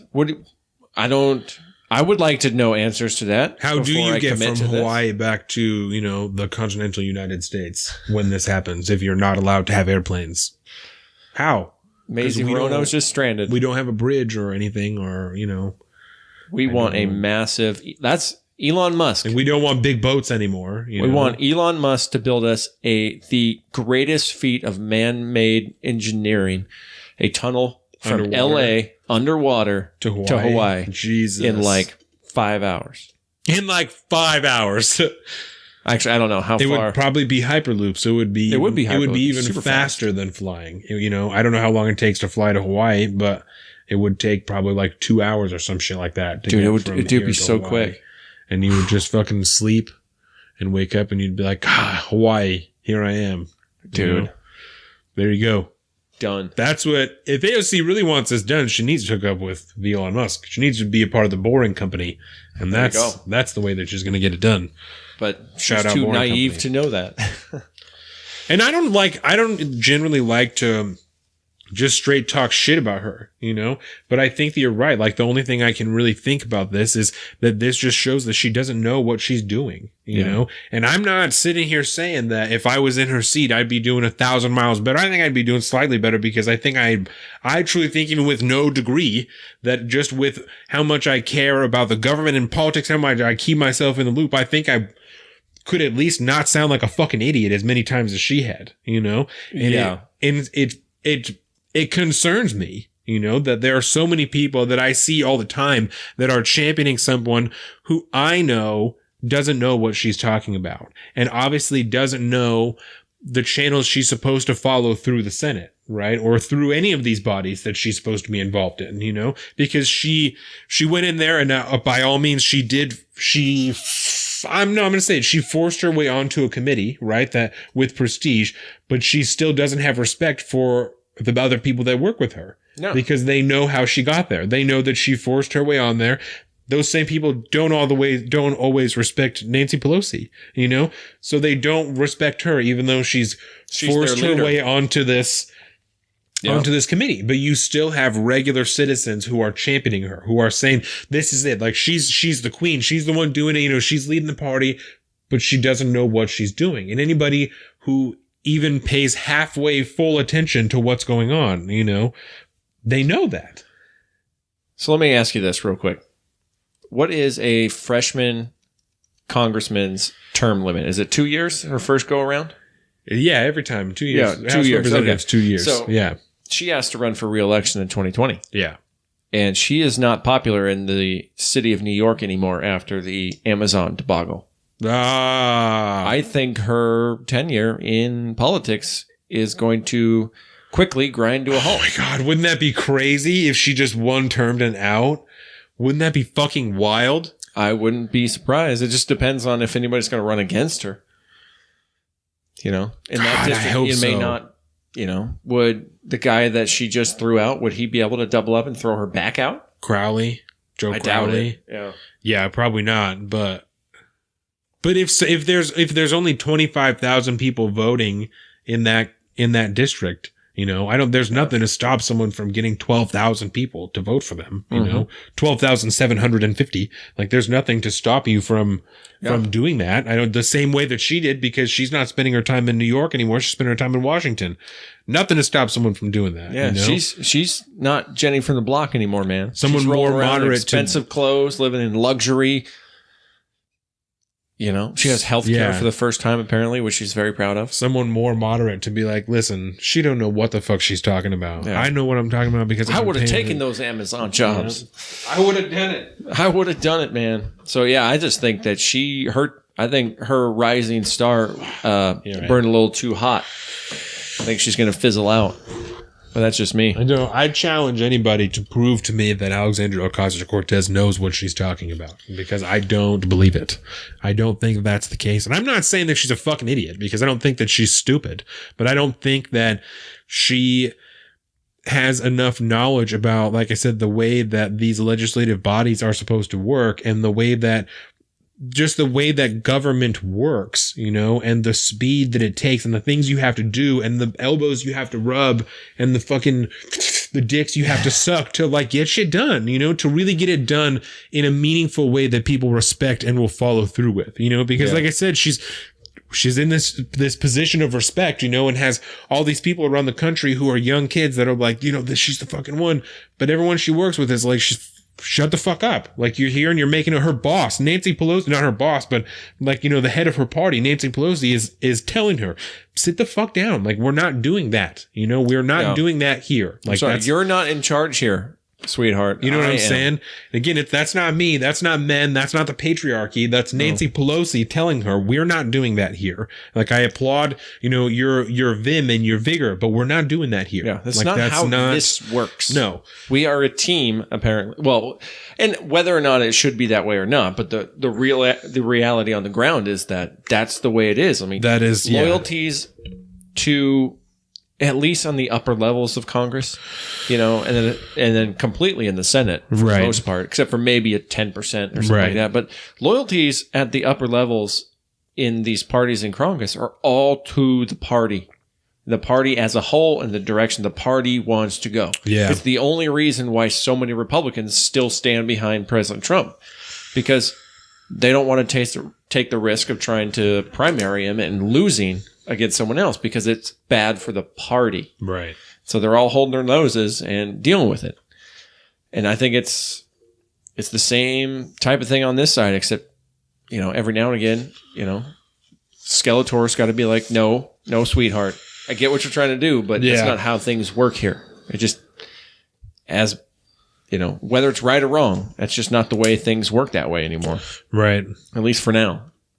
I would love it to work that way. Yeah, but there's just not enough people who understand, who see that, that she has that position, but not respect. She didn't get it through the right way, through the correct channels to provide her with the juice that she would need to really have power in that seat. Yeah. I mean, as it is right now, you almost have to go undercover and hope that your true values and beliefs still hold after multiple re-elections, and once you're a 10-year, and then you're sitting there after three or four terms in, and you're a fucking badass, you're on committees, then you start to bring out your real self again. You say, okay, now I have enough power that I can fight within the party, and I can maybe change the party from within. Well, that's a long shot. And I even feel like you could be boisterous as a freshman, but still, like I said, not be as aggressive as she was in going after a position of power like that. You could be there and be voting in, but still be very boisterous and very loud with your opinions like she is. And you're still going to get that attention. People are still going to pay attention to you. Yeah. But there, you might get a little bit more respect, because for the same idea, you're not afraid to speak your mind. You're not afraid to be aggressive, but you're still going through the channels. You're still playing by the rules. You're still doing what you got to do. But when you get asked about it, you're not afraid to tell America and tell the media, no, this is how I feel. This is what I think should be getting done. Mm-hmm. And this is how I'm leading my life as representative. But you really got to know what you're doing, which I don't think she does. And she doesn't. And that's why. So it's not that what she's doing is bad. It's just the way that she's doing it. Yeah. Yeah. Yeah, because even by not because she's a woman, sorry, I don't want to interrupt you, but I want to be really clear about that it's not because she's a woman, it's not because we are men, it's not because of the patriarchy or because of anything. It's because of her lack of knowledge of the functions of the United States government. And it's not even because she's a freshman. It's just the fact that, like you said, even as a freshman, there's a right way to do that. Yeah. And this was not it. This was not it. And unfortunately, I don't know in 2020 if there's going to be more activist types of people getting in, because right now everything's so focused on the presidential debate. You have to wait for an off-year midterm to really shine. But I really don't see. I don't know. 2020 still makes me nervous. Them 2022s, I'm telling you, the Dems are coming. Yeah. I don't think that it will be all super progressive Democrats, I think that a lot of them, not a lot, but I think some will be more moderate. But I think that you're going to get a lot of Dems that come out in those 2022 midterms if Trump wins. That's what I think. Well, speaking of midterms and candidates. You want to go to the candidates now? Yeah. Let's do it. Okay. So we're kind of loosely basing this around, I feel, around the NPR Politics podcast as they are covering. Yeah, their series. Right? So the ones that they talked about this week were Charles Schultz, Kirsten Gillibrand, and Tulsi Gabbard. Yes. Right? So this one was pretty good, I felt. And so let's say talk about Robert Schultz first, which that's not his name. Robert Schultz? Robert Schultz. Yes. Howard Schultz. Howard Schultz. Is it Howard Schultz or Robert Schultz? It's Howard Schultz. Look, now I'm just like, who's the Peanuts guy? I'm like, that's Charles Schultz, right? It's bad. Howard Schultz is the CEO of Starbucks. I don't know. That's bad. Anyway, so I didn't write down a whole lot about him because I just kind of wrote down things as I listened to them in the podcast, right? Apparently Robert Schultz is a dead guy. Oh. Recent eulogy. Sad. Oh, that's sad. Anyways, bring down the house a little bit. At least thus far, is the only candidate that they've covered who's been willing to say that the Democrat candidates are just keep going farther and farther left of each other. Yeah. And that is not going to broaden their appeal to the country to try and get the votes for president. And I at least appreciated that, you know? Which is why he's running as an independent. Right. Which I still think it's interesting why they talked about him on NPR. They kind of just spent most of the time shitting on him. Yes, which I also thought was interesting that they didn't have in line with the Democratic Party narrative. Yeah, they did not have a single positive thing to say about the way that he represented himself, and I actually was kind of like, "Well, I don't hate that." You know, I don't love the idea of not a politician being the president again because it's a shit show. But you know, I didn't hate the things that he had to say generally. But I don't know. What do you have about Howard Schultz? Well, I mean, I'm not a huge fan. Just looking at the way he runs his business, for one. Yeah. That I don't want that. You know, if that's any sign of things to come on the governmental level, no, thank you. I don't want any part of that situation. That makes sense. You know, and he's not really. He's coming at it with a lot more common sense and much more moderate when it comes to, you know, anything coming out of like Kamala Harris's mouth. And I think that's probably what I appreciate about it. That is refreshing nice from the Democrats. But I think it's kind of sad that in today's world, he's considered a small D Democrat. Yeah. You know what I mean? He's still rather progressive. He's probably a Republican if you ask Pod Save America. Yeah, probably. Yeah, they fervently hate him. He's a fucking fascist. Man. Yeah, he's a terrible capitalist who just makes money off of the backs of poor people. But at the same time, Starbucks as a company, right? The way he runs Starbucks. Because this is the way I don't believe, especially when politicians are running, I don't believe most of the things that come out of their mouth. Right. And so I would like to examine their actions. And so the way I view Howard Schultz is how he has run Starbucks. Starting it from, because he grew up in the projects and he started this company. And now we have this worldwide phenomenon. I would like that mindset and that business sense very much fiscally to be in the Oval Office. Yeah. That would be great. But then now how we run the company now and, you know, a lot of the public stances they've taken on issues, you know, there was that whole, those guys got arrested in Philly for loitering. And then that turned into a racist. Starbucks is racist now. And there's always a new, you know, the left is always trying to come after Starbucks for some kind of thing when they do like a holiday cup, you know, the Christmas cup and all this Jesus, stuff, right? The Christmas cups. And he always bends to their like progressive narrative.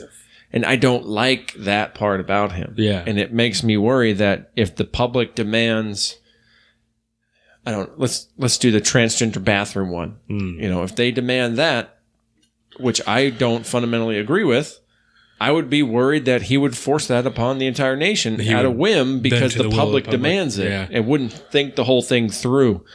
Whatever conclusion we came up to, I wouldn't trust that he would think that through, and I think he would make a rash decision that would make people happy. I think that is a valid concern.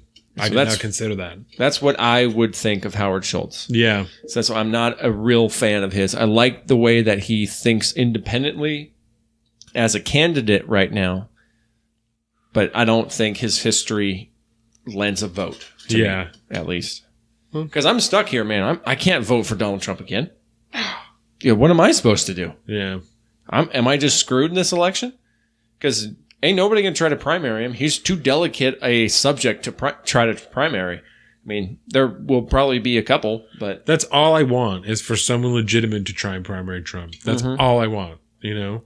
Somebody like Marco Rubio would stand a chance if he was more charismatic. Yeah, he sucks. Ben Sass would be a really good one to run against him, but he won't because he's been too much... He's not as vocal as like Lindsey Graham. Yeah, he's in the background right now. He doesn't hard charge like that right now, which is interesting. Yeah, which is a shame. I think he wouldn't even vote to overturn the national emergency. Fucking Ben Sass. Yeah, that was upsetting to me. Yeah, I really liked Ben Sass, and that really frustrated me. And I still like him as a person. Yeah, I follow him on Twitter. He has 2 Twitters: his personal one and his his congressional public one. Solid choice. I have his book. I've listened to his book. It's a great book. It's all about life stuff. It's on the level of like JBP too. You know, the same values that the 2 books teach are very, very similar. So I like him, but I don't see anybody actually primarying him, which means we get to talk about him for another fucking 4 years. Yay! Before we go to Kirsten Gillibrand, I want to ask you about something that I think we may or may not have forgotten to talk about last week, which is Elizabeth Warren's wealth tax. Okay. Because I don't know that we talked about. I don't think so. Last week. So Elizabeth Warren. I'm trying to remember all the specifics of it now. Well, so it's pretty general, right? Yeah. Because her wealth tax would be a 2% tax on assets over $50 million every year and a 3% tax on assets over $1 billion every year. And she says over 10 years, that would generate $2.75 trillion. Which still isn't enough to pay for Medicare for all, by the way. I think it's like half, maybe. So what are my thoughts on a wealth tax? Oh my God, I have so many thoughts on a wealth tax. Yeah. In the eyes of equity, we'll say, in the eyes of equity, that is a very good idea because they have wealth to spare. It's not too much. It's 2 to 3 things. Quit rubbing up against that thing with the beard. I know how good it feels though. Yeah. That I just shaved too, so it's all like soft. Oh yeah. But forget that we can hear it. Right. The wealth tax. That sounds great if you have equality of outcome as your goal, because rich people aren't going to hurt that much. 2% at 50 more, or whatever, 3% at billions. But the problem is, this is America, and in America we believe in freedom. And if you are free to be better than everyone else financially, and you're not doing anything illegit, which I would argue a lot that there's a lot of shit in corporate, the way corporations are run that is probably pretty illegit that we might need to address. Yeah. But it is still not right to punish somebody financially for being successful. To take shit that they have already been taxed on. It is paid taxes absolutely counter to what the government is supposed to do by protecting life, limb, and property. Or life, shit. What was it? Life, liberty, and property. There you go. Yeah. Jesus, that was a brain fart. You're now infringing on all of those except for the life. I mean, it's so counter-American. You cannot do that. The problem is capitalism is as close to perfect a system as I can think of. But it's the best one we've got. It's not totally perfect, and that's fine. There are going to be situations like this where a few people make a shit ton of fucking money, and it's not fair. But life isn't fair. It's not. I mean, there are still plenty of opportunities to be a part of that system as well. Yeah. That the freedom of opportunity has not gone away. period. It's greater now than ever before. There's no way. We're sitting here doing a radio show that a lot of people don't listen to. Right. But we could still do that in hopes that in 2019, it is very possible for us to do this for a number of years and then make a living doing it. And potentially, when you look at a lot of the political pundits and stuff like that, that go independent like this, do a very good living. Yeah. It's better now than it ever has been before. But we have more eyes on that equality, the financial, inequality and stuff like that. And we have concerns about it because it is not fair. But life isn't fair. And that's just the way it is. We can't have everybody just, we can't just tap all the rich people to start paying for all the non-rich people. It's fundamentally wrong whether or not the outcome is a good intention. So that's where I'm at with wealth tax. Word. No, I like that. I thought, we talked about it a couple weeks ago that I just don't see taking people's money as a way to fix financial inequality. I still am like really, really on the tilt of like incentivize these people to donate more money. Give them tax breaks for donating money. Like I was thinking the other day, like make it something that not just a corporation can do to take advantage of. So that's part of the corporate tax loophole is you give X amount of money to charity, which is a drop in the bucket to them, and you get a massive tax break. You should make that available to every American. Well, and you can do that. Dollar for dollar. What you donate to a charity should be come out of your taxes. Dollar for fucking dollar. And you certainly Maybe. like when you go to Goodwill, like you can get, a tax receipt and you can claim that on your taxes as donations and you do get something. But I'm thinking for like large, cause I don't know exactly what the deal is on that. Right. But I'm talking more like large scale shit where I'm wondering if there is a number that you could get to for like every dollar, it's 0.001%, of a tax break, however, that you get off of your taxes, and then if you donate fucking $3 million, you get a 3% break or whatever on your taxes. Overall, you get that as a credit or some shit like that. Like, is there no way to do that? Is there no way? Oh, dude, they're totally there has to be a way. And then you still get that, like the government still gets their nut, if you're like, listen, donate to these places, and you get this type of whatever. Just donate to something you give a shit about, but it has to be like a legitimate, like a nonprofit or something like that, something that's a real, I don't know. Real 501c3. Yeah, some real shit, not like, oh yeah, I could use some money. Like not Girl Scouts.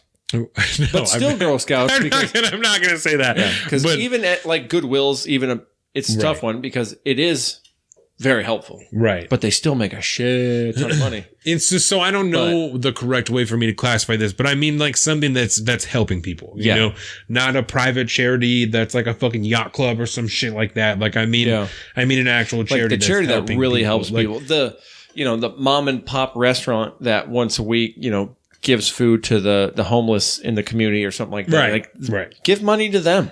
Food bank, right? Like if you donate X amount of dollars to your food bank, you get some like, that's like shit like that is what I'm talking about. Something that benefits people who you're targeting for economic advancement, like it's for something that benefits those people. I don't see why you shouldn't get if someone wants to tell them, drop $3 million in here. I'm gonna give you a fat tax break. I'm gonna give you a dope tax break if you do that. People will do that. They want that. If you tell them that, they will do it, And I think even on a more finite level, if you make the payoff great enough for everyday Americans like me and you that can afford, it's like, okay, it's a stretch, but I'm going to donate this $100 this month to this charity that's local or even the food bank, anything that helps your community, like the way charity is supposed to do. You should be able to get that money, some percentage of it, like you said, as a tax break, but it needs to be sizable enough to boost the public's participation in charity. And that's just going to make the whole world a better place. Well, and like I said, there is some form of that. Like I said, I know there is, but I don't know exactly what the breakdown is. But if I can donate $250 a year to charity or something like that, if I do that, I could put it on my taxes and then it disappears out into the ether and the IRS does their math in it. And then I don't know what percentage I get back. A feasible way. Apparently there's some way to do that, but it needs to be sizable enough to, right.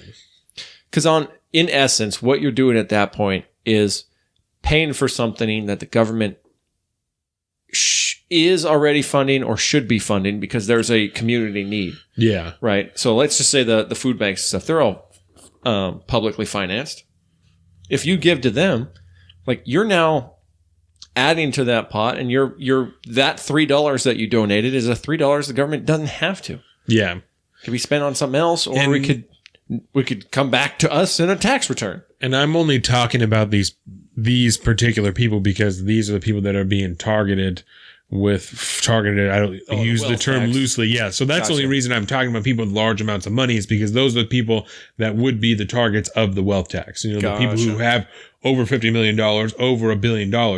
Tell that person, listen, if you drop $2 billion this year or $2 million this year on some type of charitable donation, I will give you a fat tax break. And if you do that every year, I will keep giving you fat tax breaks. If you have $1 billion, you want to give me 1%, of your whatever every year, I will give you a 3% tax break on what we're going to tax you on and use that as a credit towards what the fuck ever. Because I don't think, right? I'm not well versed enough in taxes to be able to come up with a feasible plan, but I'm just speaking in a general idea of something that, like you said, would mean something to them when they file their taxes for something that would mean something to whoever they're donating to. So you could almost do a opt-in, opt-out situation. Yeah. You either owe us 2% or I need a receipt that shows you donated 2%. Right. You know what I'm saying? That would be kind of some shit like that. So like that I might be able to get around. Yeah. But that's what I'm saying. Just incentivize people to donate, and they will do that. Like incentivize them with tax breaks to do the things that, like you said, you are trying to do with these taxes. Then you don't have to you don't have to worry about it. The government needs less employees. It needs less people up your ass, less people doing shit. Incentivize people to take care of the country so you don't have to. That makes everyone happier. Definitely. Rebuild a school. You know what I'm saying? That. Hey, this school is dilapidated. It's the one that I live right next door to. My kids have to go to whatever. I don't know. Yep. I'm super rich, so they go to private school, of course. But I'm going to take $5 million this year and I'm going to help rebuild this school and I'm going to build them a new gym and I'm going to do all this good stuff and we're going to do this. Now I would like to have a tax break, please. Yep. And that's the type of... Because that's the tax money that... tax money should be going to that. Well, and that's the type of area where I can start to see more of regular people. If you're a carpenter and you have those skills and you have the time and you're like, oh, I spend 80 hours, 80 hours this year repairing things in the school or working on a wing that we built or doing whatever, taking that time and using that as a tax credit for what you did because you donated your skills, which is money, to the community, to that school. So the government did not have to, if you donated $3,000 worth of lumber, to build the walls of that school, the government didn't have to do that. So let me take that $3,000 that you took and we'll add that to your taxes and we'll figure that out through this calculation, that we take 17% of that and that's the credit that you get or what the fuck ever, however it works. Why are you not doing that? Why is that not the tax plan that's being presented? System. I'm fucking 24. Why is this not the tax plan that's being presented? Make it easier for people. Make people want to fix those problems so you don't have to, Yeah. Because I hate to tell you, but we can do it a hell of a lot better and cheaper than the government can. It will do it better and will affect the people in our own communities. Yeah. And the world, like I said, it'll just be a greater place all the way around. And you can figure out some type of catchy way to market it. Just like, Paul Ryan was like, you're going to be able to put your taxes on a business card, on a postcard, figure out some type of catchy way to sell to fucking Joe next door. Hey, you donate 40 hours to community. You're going to for sure get $1,000 back from the government this year. He's going to be like, wait, what? You're telling me that I can spend 1 hour a weekend, not even all year, doing something and I'm going to get $1,000 back on my taxes? Definitely. He's going to be like, I'll do it. I'll do it right now. I'll do 4 hours a week and I'll get fucking, this many $1,000. I'll do it. I'll do it right now.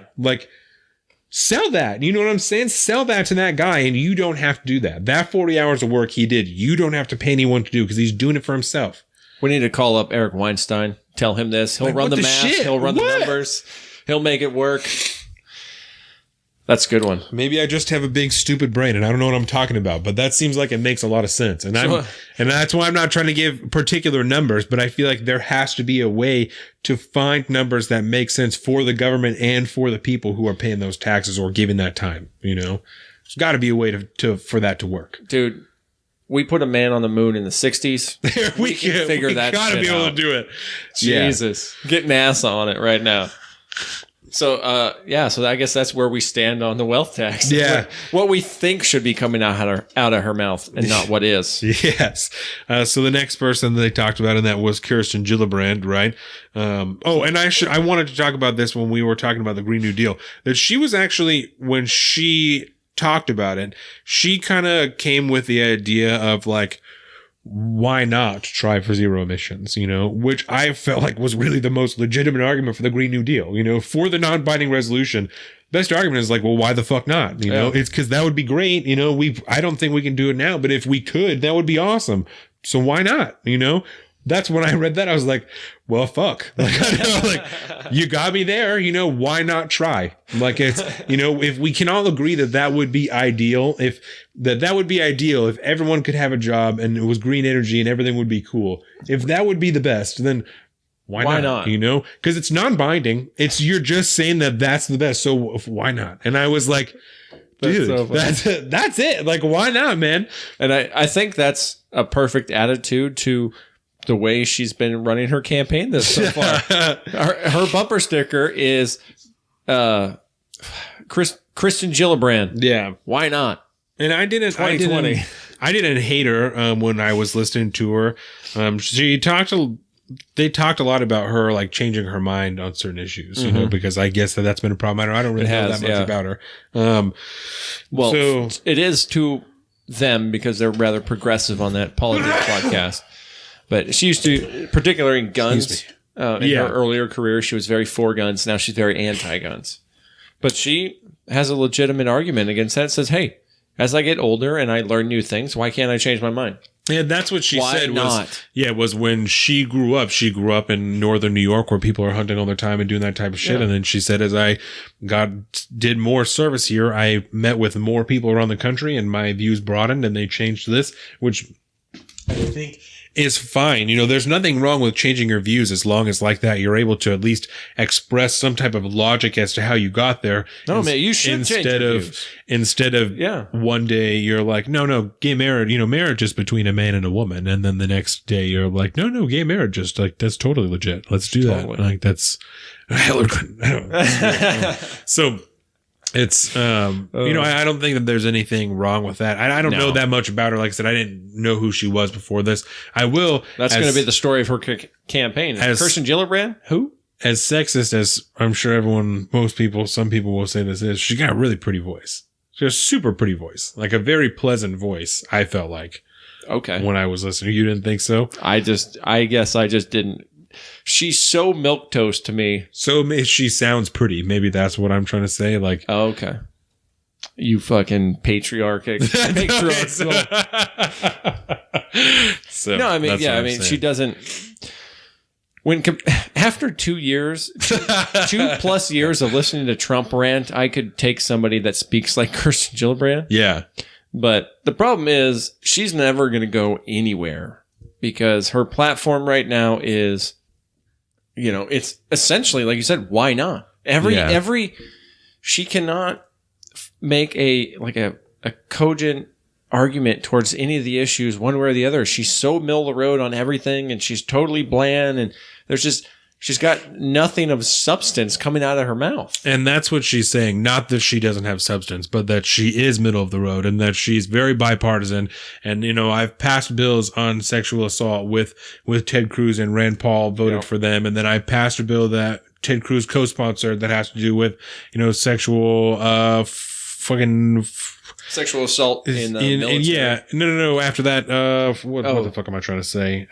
Sexual harassment in the Capitol. Yes, her and Ted Cruz are the ones that sponsored that bill.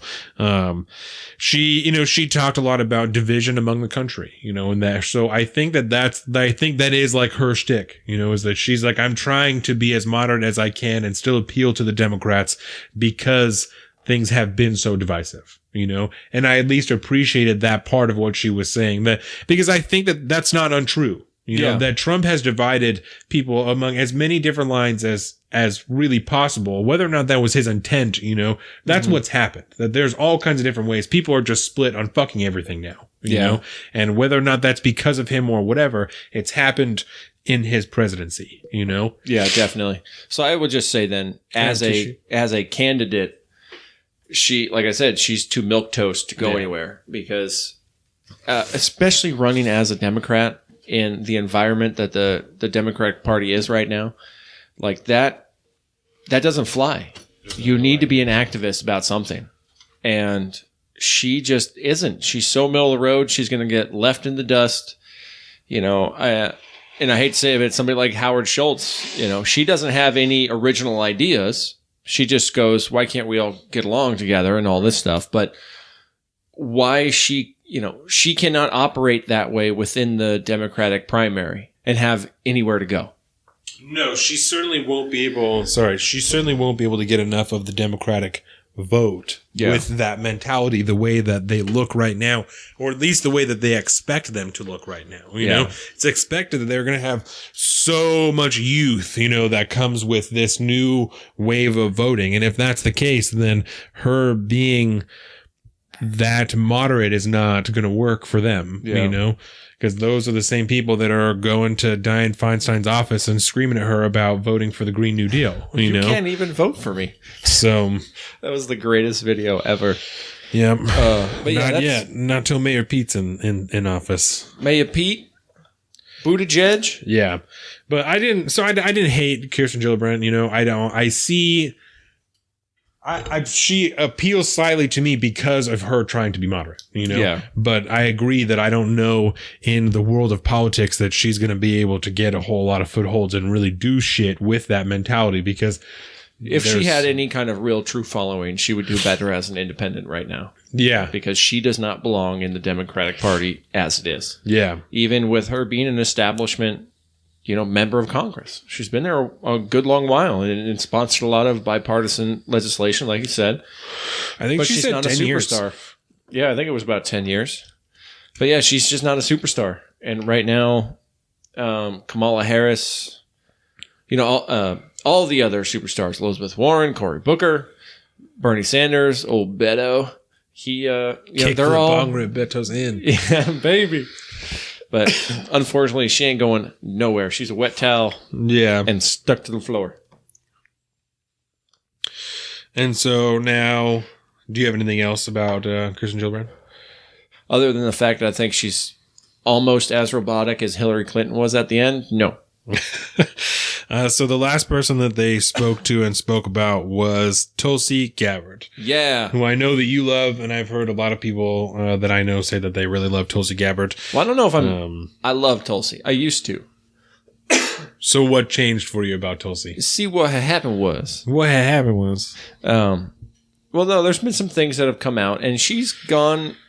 Ever since her Joe Rogan interview. She went on Joe Rogan? Yeah, a while ago. Yeah, okay. Definitely. It was a really good episode, and that's where I was like, man, I actually dig what this chick is saying. And she struck me as a much more moderate, small D Democrat. Yeah. Which I could potentially vote for a Democrat at that point. Yeah. If it was somebody I could stomach.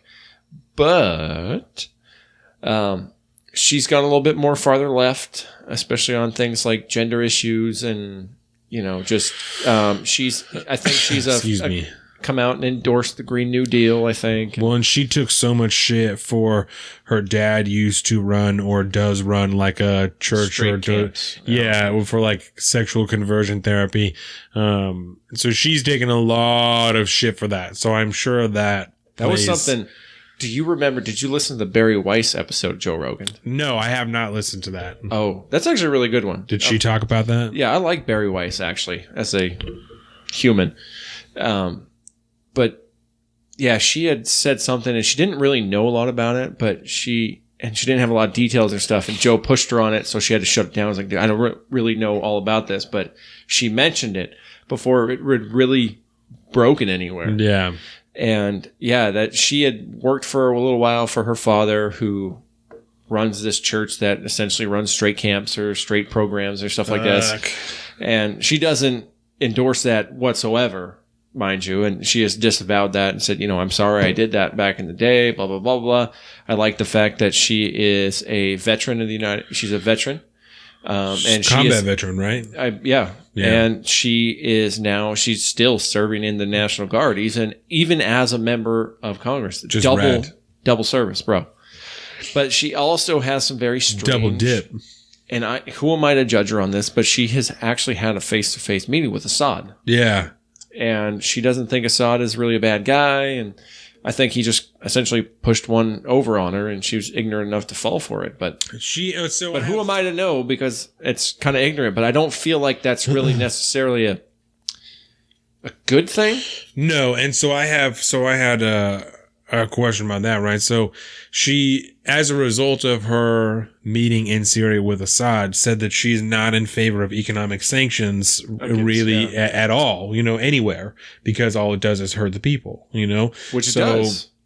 So my question is, economic sanctions are generally seen as the opposite side of the coin to military intervention. And if she's not in favor of military intervention, as she said also, she's also not in favor of economic sanctions, then what's your plan for foreign policy? Yeah. What are you going to do when you have someone like Assad or someone like Un, someone like this, a dictator that's openly testing America, doing shit where you have to do something, but you don't want to put sanctions on them. You also don't want to put boots on the ground. What are you going to do? Yeah. Because we're essentially seeing something similar to that with Trump and Un right now. Right. And I know I don't want to discount. I'm not trying to discount diplomacy, because obviously that's like what's going on. But is that the right kind? But I'm saying when there's a point where you have to do something, where diplomacy is not the only thing that can happen. When you have to make some type of move, what are you going to do? Yeah. And foreign policy is a big concern when it comes to looking at Tulsi Gabbard. Yeah. And that's one of the hangups I have. I'm starting to find her as she builds her campaign platform, and she's been moving farther to the left and hitting a lot of those talking points, because unlike Kirsten Gillibrand, she's trying to stay in the race. Yeah. And I don't know if I would necessarily assume that she's going to follow through with those, but I don't like the fact that she's bending to that and she can't stand up on her own thoughts. If she indeed has the ones that I would hope she does as a relatively independent thinking person. Right. Because when this interview first started, I didn't really know anything about her. So I really liked her when she first started to talk because, she's like the one person I've heard talk about. Let me start with this. She said that she wants to change foreign policy to end counterproductive regime change wars and cold wars that we have going on around the world, right? Which I was like, yeah, that's awesome. Then she said that she wants to take that money that is going towards that in the defense budget and put it towards things nationally, right? Like healthcare and education, public education, which I was like, that's awesome. I was like, that's like the best thing I've ever heard, that you just said you want to take money out of the defense budget and put it towards healthcare and education. That's like the best thing I ever heard that you just said that. And then she's talking about, well, also, she wants like college free for everybody, which I'm not. Like state universities or some. Yeah. Yeah. It's the public, community colleges. She's talking about a $15 minimum wage, which I don't know is necessarily the best thing, which we can talk about another day. Yeah, that's a whole nother. She's talking about a new tax code, which is, I don't know, man. At this point, I'm down for as any we new just tax talked code. about. I think, there's something, but she said also she doesn't want student loans to be profitable. Right. She doesn't want people who lend out student loans to be profitable, which I think is probably a good thing, I guess, because then if we're talking about federal student loans, 100% on board with that. Yeah. But if you choose to go get a student loan from anywhere else, from a private bank, Yeah. That's on you. But yeah, like Fed And it was loan, very vague, so I don't know. You Yeah. know, that's all she said. because I personally have that dealt was with said Fed about loan, and I'm not a fan of Fed loan, and the amount interest rates are indeed rather low. Yeah. Depending on what size of loan you get, the lower ones have higher interest rates, of course, because they're going to get their nut regardless. Right. But at that point, you're offering money to people funded by the federal government, which you then make a profit off of afterwards. Yeah. It's disgusting in my mind. You're a government. You're not, the way you're supposed to make money is through levying taxes. Period. That's the only way you're supposed to do that. Well, and it would make Trade deals. It would make them be more careful with who they give money to, because which I don't think is a bad thing, because I don't think the college is for everybody, and I don't think that it should be displayed that way, and I think that's and that's a whole nother conversation altogether. Right. And that's, I think, what concerns me about like the college, free college for everybody, is that's not what's right for everybody. And why are you not also talking about like trade schools and like shit like that? Like there's other things that are better for some people. So much. And I know that just concerns me, that I don't think that that's always the best thing, is college for everybody. So we need a Mike Rowe to become president. I'm sure there's a lot of people who would tell me that I sound like a fucking idiot for saying that, but that just doesn't. It is. I don't know. No, it's just not for everybody, and not everybody not. needs to go to college. Like that's why college is so expensive. Is because now we subsidize. Anybody can get a loan for that. So which means, in the little insider baseball, Fed loan is not fully funded by the government. It's funded by private organizations, which is why there's interest on it. And then the government turns around and subsidizes those loans and guarantees those loans, which is, again, why you cannot get out of those loans. But, the private sector, the people that have those contracts with the federal government to run those loans are making bank. Yeah. And it's not right. And by allowing anybody to get themselves into an untold amount of debt like that is irresponsible. At the very least, if not blatantly evil, knowing the true cost of what a debt like that for a young person can actually entail. Yeah. But so I'm a fan if people want to take a look at that. I'm a big fan of that. So, but yeah, it's just so you know, everybody out there, if you're interested in listening to her interview with Joe Rogan, it's on the JRE podcast, episode 1170. Word. 1170. I'll probably listen to that this week. That was a good one. But how long is it? Let's find out here. It's probably, I think I was surprised it was one of the shorter ones. Which probably was like really an hour and a half or so. I mean, not too short though. Yeah, it's probably like 2 hours. So we get back these fucking ads. Okay. No, I don't want YouTube Red. I hate it's an that. hour and 43 minutes. That's pretty good. That's not bad. Yeah. Word. I fuck with that. Shortism. Yeah, but that's pretty much all I have about Tulsi Gabbard there and the Democratic candidates this week. Do you have anything else you ever written down that you want to talk about? As far as they go? Yeah. No. Okay. You want to move on to Smollett? Jussie Smollett? Yeah. Word. Pop culture / newsy politics time. So, Jussie Smollett. Everyone knows the story behind Jussie Smollett, at least for the last couple of weeks. So we didn't talk about it because it had been such highly covered, pop cultural news, where he allegedly, I don't even know how. Yeah. Okay. Go ahead and run it down for us. Allegedly, because even though he's been, weird. We'll get into it. Allegedly, the incident took place on January 29th in Chicago during the middle of a polar vortex. He alleged that he was accosted by 2 white men in MAGA hats with ski masks on. Yes. That poured bleach on him, threw racial slurs at him, and then tied a noose around his neck. And then he went back to his his room or his apartment or whatever, filed a police report, hate crime ensues.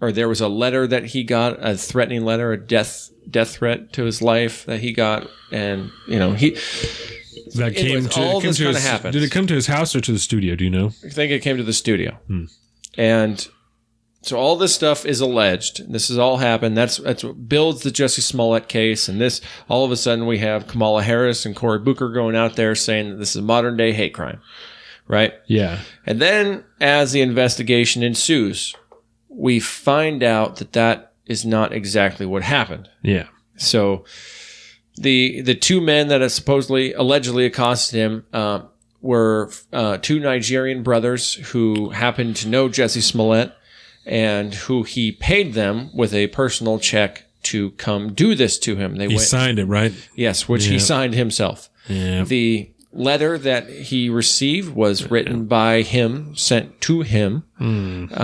And so all this comes out. They matched the handwriting? Yes. It was pretty bad. There was a lot of stuff. And it was really, really sloppy and dirty. And then what was it, like the police commissioner that, are we this far, that they found that he didn't do it, right? Or that yes. that didn't happen? And so then as the Chicago PD investigates and the Cook County prosecutor looks into this, the evidence starts coming in. He wrote the letter, sent it to himself, which was apparently over a contract dispute. He didn't think he was getting paid enough money for this whole thing. That's what I was trying to get to. Yeah. Just wanted more money. Yeah, he just, at the end of this whole thing, it's all about wanting more money. Yeah. Is where this all started. And he tried to... And then the hate crime thing was because he didn't get enough attention from the letter, right, to talk about the money that he wanted. Yeah, so it was a letter that built up to a fake hate crime, which the Chicago PD found that he was guilty of. And this is when we get into the real meat and potatoes of what's been happening lately. Because this all started in January, and it's built up, and it's been the news for a long, long time. Yeah.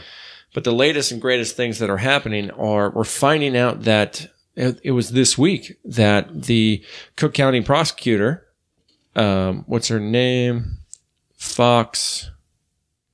Kim Fox, the state's attorney, the Cook County State's Attorney General, Kim Fox, dropped all charges against Jussie Smollet.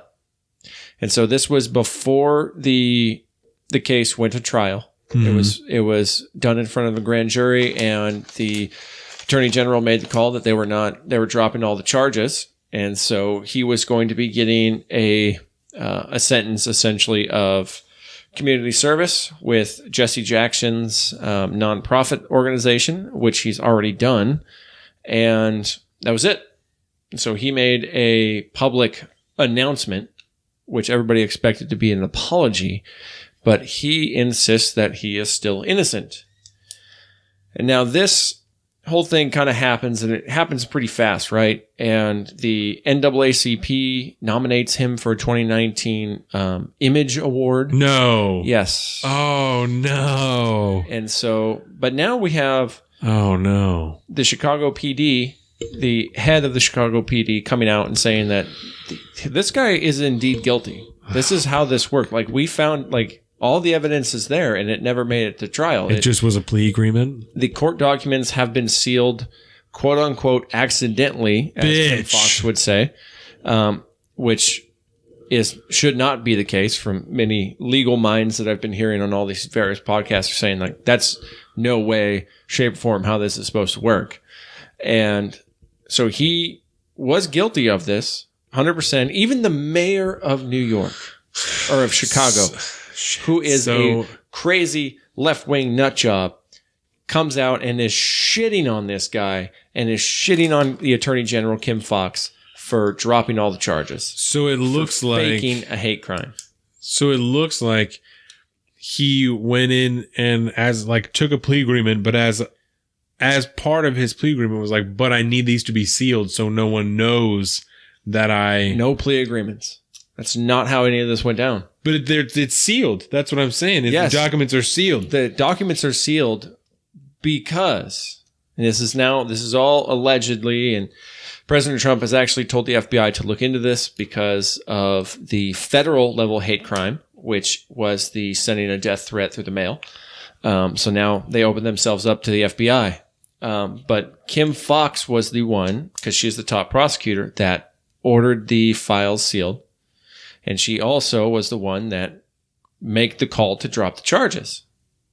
Oh, because they're just dropped. It's not... Fuck. They're dismissing all charges against him.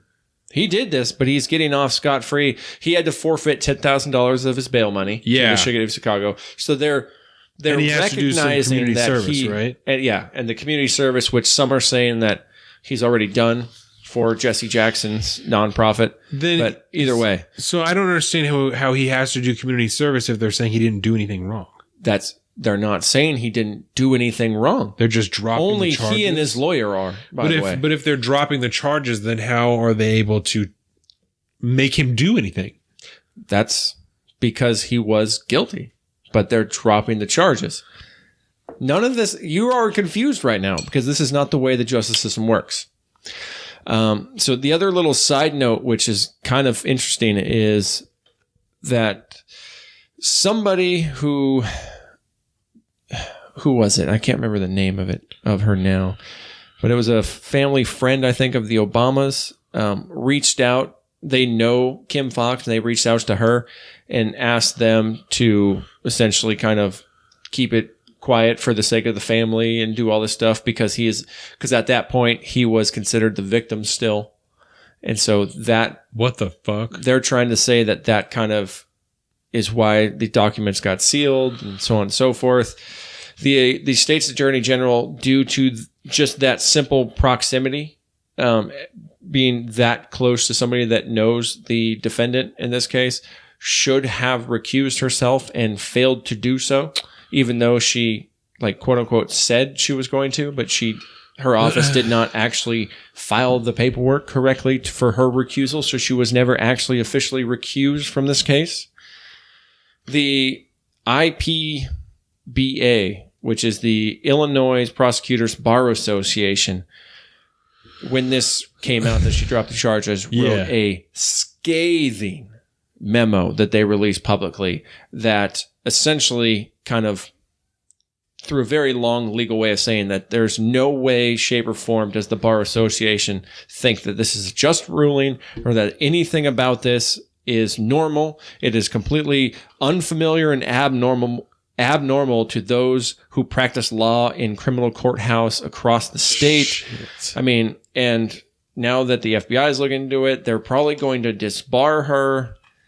It's a bad situation. Do you want to know something crazy? Please. That you may or may not know. This woman was just on Intercepted last week. She's also the same person that is charging R. Kelly for all of that shit. That's right. Yeah, and she was just on Intercepted last week to talk about something else too. To talk about, all her large, on the legal Daily, adventures. When they talked about R. Kelly's case on the Daily, her name came up. Yes. So she in some serious trouble because she tried to make this go away and she got caught doing it. Wow. Whether or not we see anything else major come out of that, I don't know. But regardless, the charges were dropped, so he's out scot-free. What a horribly biased insisting person. that he is innocent. What a horribly biased person, Kim Fox. Terrible. Like, obviously and evidently biased against whoever Jussie Smollet was trying to slander, Trump supporters or whatever the fuck. Just trying to, seed the divide a little bit more. That's crazy. Garbaggio, right? So yeah, that's where we're at on the Jussie Smollett case. I am not a fan of that. No. And I don't like that at all. I don't like that one bit. And apparently Empire said they're ready to hire him back. What? Oh yeah. He's going to go back to work. Oh my God. Celebrity justice at its You got to finest. kill that character off, man. Do something. Because that's just disgusting. Wow. Yeah. So you got people getting murdered by the police, and this guy's lying about being assaulted on his way home from Subway. Well, I think that's what the mayor, what's his name, Khmer Khan, is so beside himself on this, because this is a mockery of justice in a city that already has problems with, systematic corruption in the justice system. That's so bad. So bad. And it does not look good for a celebrity to get off where somebody else would be looking at federal charges. So she may herself be looking at federal charges now once the FBI investigates. And Smollett, too. He may not be able to get out of this completely scot-free in the end if the FBI investigate the hate crime. Man. I don't know how that form of justice would work out, but still. That's really bad. So we'll keep an eye on that and hopefully it doesn't get any worse, because that's about as low as you can go. I can't imagine it. But what a horrible, horrible set of people. So on the more positive side of pop culture. What? I finished the amazing sci-fi series, The Expanse, last night. Yes. I fucking love that show. What is it about? So this is based off of a book series by James S.A. Corey, who is actually two different people that write these books. And it's just a very, very well done sci-fi thriller series. And I love the fact that it's extremely political. In a way, the whole storyline is based off of like these three different classes of humans, right? That live in space. And you have the Mars people, the Mars colony, which since have declared independence, and they have a massive navy, and they have all these things. You have the people on Earth, and then you have these people that live more or less in reduced gravity in a place they call the Belt, which is the asteroid belt. All these different mining stations, and there's whole civilizations that live out there, right? Okay. But they're all starkly different from each other. Yeah. And so they all fucking hate each other. Excuse me. Okay. And then through circumstance, they're all forced to eventually work together. But there's a lot of political intrigue, a lot of really, really good stuff. The latest book actually just dropped. I picked it up on Audible. But the sci-fi series is amazing. 3 seasons in. And it was a sci-fi original show for a while, but they canceled it. They make weird shit, sci-fi. Right? And some of it's like strangely amazing. And some of it's just trash. But it did get canceled after the 3rd season, but then Amazon Prime picked it up and they're doing season 4 sometime in 2019. But Are you super jazzed? Yeah. Because I've been sick for so much all last weekend and part of even this week. Like, You've been watching Hello TV? I just watched I got caught up on The Expanse, bro. Nice. And I watched so much. That's what I like to hear. That's what I like to hear, Offie. I even tried to watch a movie, but I was sick, and at the time I was getting really, really stoned so that my pain would go away. Yeah. And I tried to put on Casino Royale, and I think I made it. I remember watching, there's the opening scene, and then they go into like that crazy credits thing that they do. I remember that coming up, but then I think I passed out during the song opening credits. So I didn't watch more than, I think, the 10-minute beginning. That's a particularly long opening song. It's for Casino Royale. Chris Cornell, I think, did that song, right? Really? Yeah, Chris Cornell. Oh, what was the name of the song? I don't remember. Before he died. Yeah. Sad.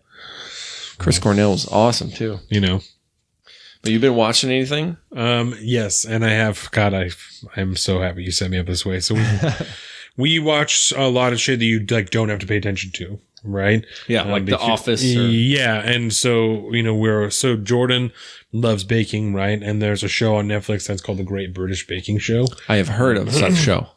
So it's actually pretty good, right? And it's not something you have to pay a lot of attention to because it's fucking British. And the episodes are like an hour long and they bake. It's like 3 different rounds, and one thing has to be really big and ornate and one thing has to be like really technically proficient. And then the other one is like, just make it like really cool, And so it's easy to watch and interesting and, to like do whatever. So one thing that related this to me with football, right? This baking show with football for me is when we're watching football, Jordan loves to make inappropriate jokes about, them being like, oh yeah, homeboy, penetrated the defensive line, like shit like that, and she's like, it's just so sexual, like, penetration and tight ends and like all this stuff that she just all the time, anytime she can make any type of joke, sacks and, just like that.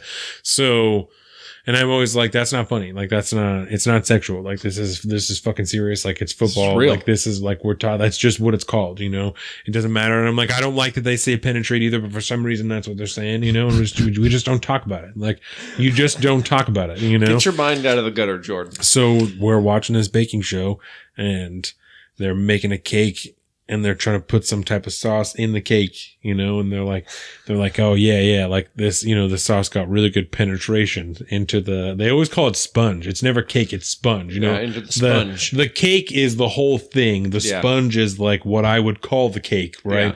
Yeah. And so they're like, yeah, you know, they got good penetration into the sponge. And I was like, that's funny. And she said, oh, it's funny in this show, but it's not funny when we're watching football. And I said, no, it's like it's penetration is funny in baking, but it's not funny in football. Like that's so that's what we've been watching. That Arrested Development too. They came up with a new season, Jesus. And so I started it over because Arrested Development, I think, is like, I don't know if you ever watched it. Never. Arrested Development is slept on. It's like really fun. Do you know what that means? Slept on, like overlooked and yeah. And so it's just funny. There's like it's weird, awkward, uncomfortable comedy that's like funny now, but when it was first made, people just didn't appreciate it for what it was, you know. Yeah. But now, like, that's what people are into. It's you probably would really enjoy Arrested Development. So I started it over so that we could work through, and that's also not something you have to pay a lot of attention to. Oh yeah, it's kind of sitcom-y. So yeah, kind of, but it's more like The Office, where it's filmed like kind of documentary style, and like Ron Howard, like, I don't know, it's weird, you know. So like wait, you said Ron Howard. Is he directing or acting? Ron Howard is narrating. Oh God, the whole show. That's why I'm like, it's almost like a National Geographic thing where like the cameras are there, but those characters don't acknowledge the cameras, but Ron Howard narrates it like it's something you're watching, you know? And so it's really good. The way that it's done is fucking excellent. It's excellent. I have heard nothing but good things about that show. Yeah.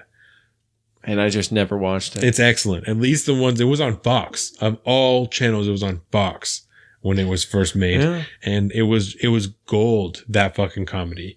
So it's worth watching. And then the last 2 seasons have been on Netflix, and I haven't watched the last 2 seasons. I only watched it when it was on Fox. Oh yeah. And so I've only watched the OGs, but we decided we were going to watch the new seasons. So that's why we started over. There you go. Yeah. Sometimes you just got to make that commit and be like, well, it's been too long. We got to start over. Yeah. No, and it's good. It's funny. It's worth watching. I thought about that last night, because we discovered a new show that we ran through. It's actually one of the major stars is Brian Callen. Yeah, okay. Comedian, you know? Yeah. Good friend of Joe Rogan. And but it's a spin-off of that show, The Goldbergs. You ever seen that? Yes. And it's called Schooled. Word. And do you remember Lainey from The Goldbergs? The sister's best friend. Word. The blonde chick. She's the main character in this one. She goes back to William Penn Academy and gets a job as a teacher. So now she's teaching there. Okay. And Brian Callen's alongside her as one of the main characters. The old, the guy that did The Latest Man, Leon Phelps. Yeah. From SNL and stuff. He was the guidance counselor in the Goldbergs. Now he's the principal. Word. And so it's just more of the same thing, except, you know how like the Goldbergs is focused on like the 80s gimmicks and all the things. This is all 90s tropes. Okay. And it's fucking great for me because I grew up in the 90s. And so all that stuff like GAC and Pogs and like all just this crisscross, you know, everything from the 90s is all in there. And we finished the first season. I actually know about all that shit. Yeah. Yeah. Pogs. I actually told Jordan about what Pogs were. Mm. We were watching Comic Book Men, and someone came in and tried to sell them a bunch of Pogs. No. And Jordan was like, what is that? And I said, what? I said, you don't know what a Pog is? And she said, no, I've never even heard of that before. Dude. And I was like, oh, dog, a Pog is the stupidest fucking toy that ever got invented, but everyone loved it. I was like, I don't even understand why anyone loved it. But I used to have, you know, like a fucking one of those tubes, you know, that you put your Pogs in, all full of different fucking Pogs that were And I'm sure my mom has it somewhere, but I was trying to explain it to her that like they're just little cardboard discs with different pictures on them. And like, I don't remember how the game was played, but I was like, there was a game that had to do with battling them and like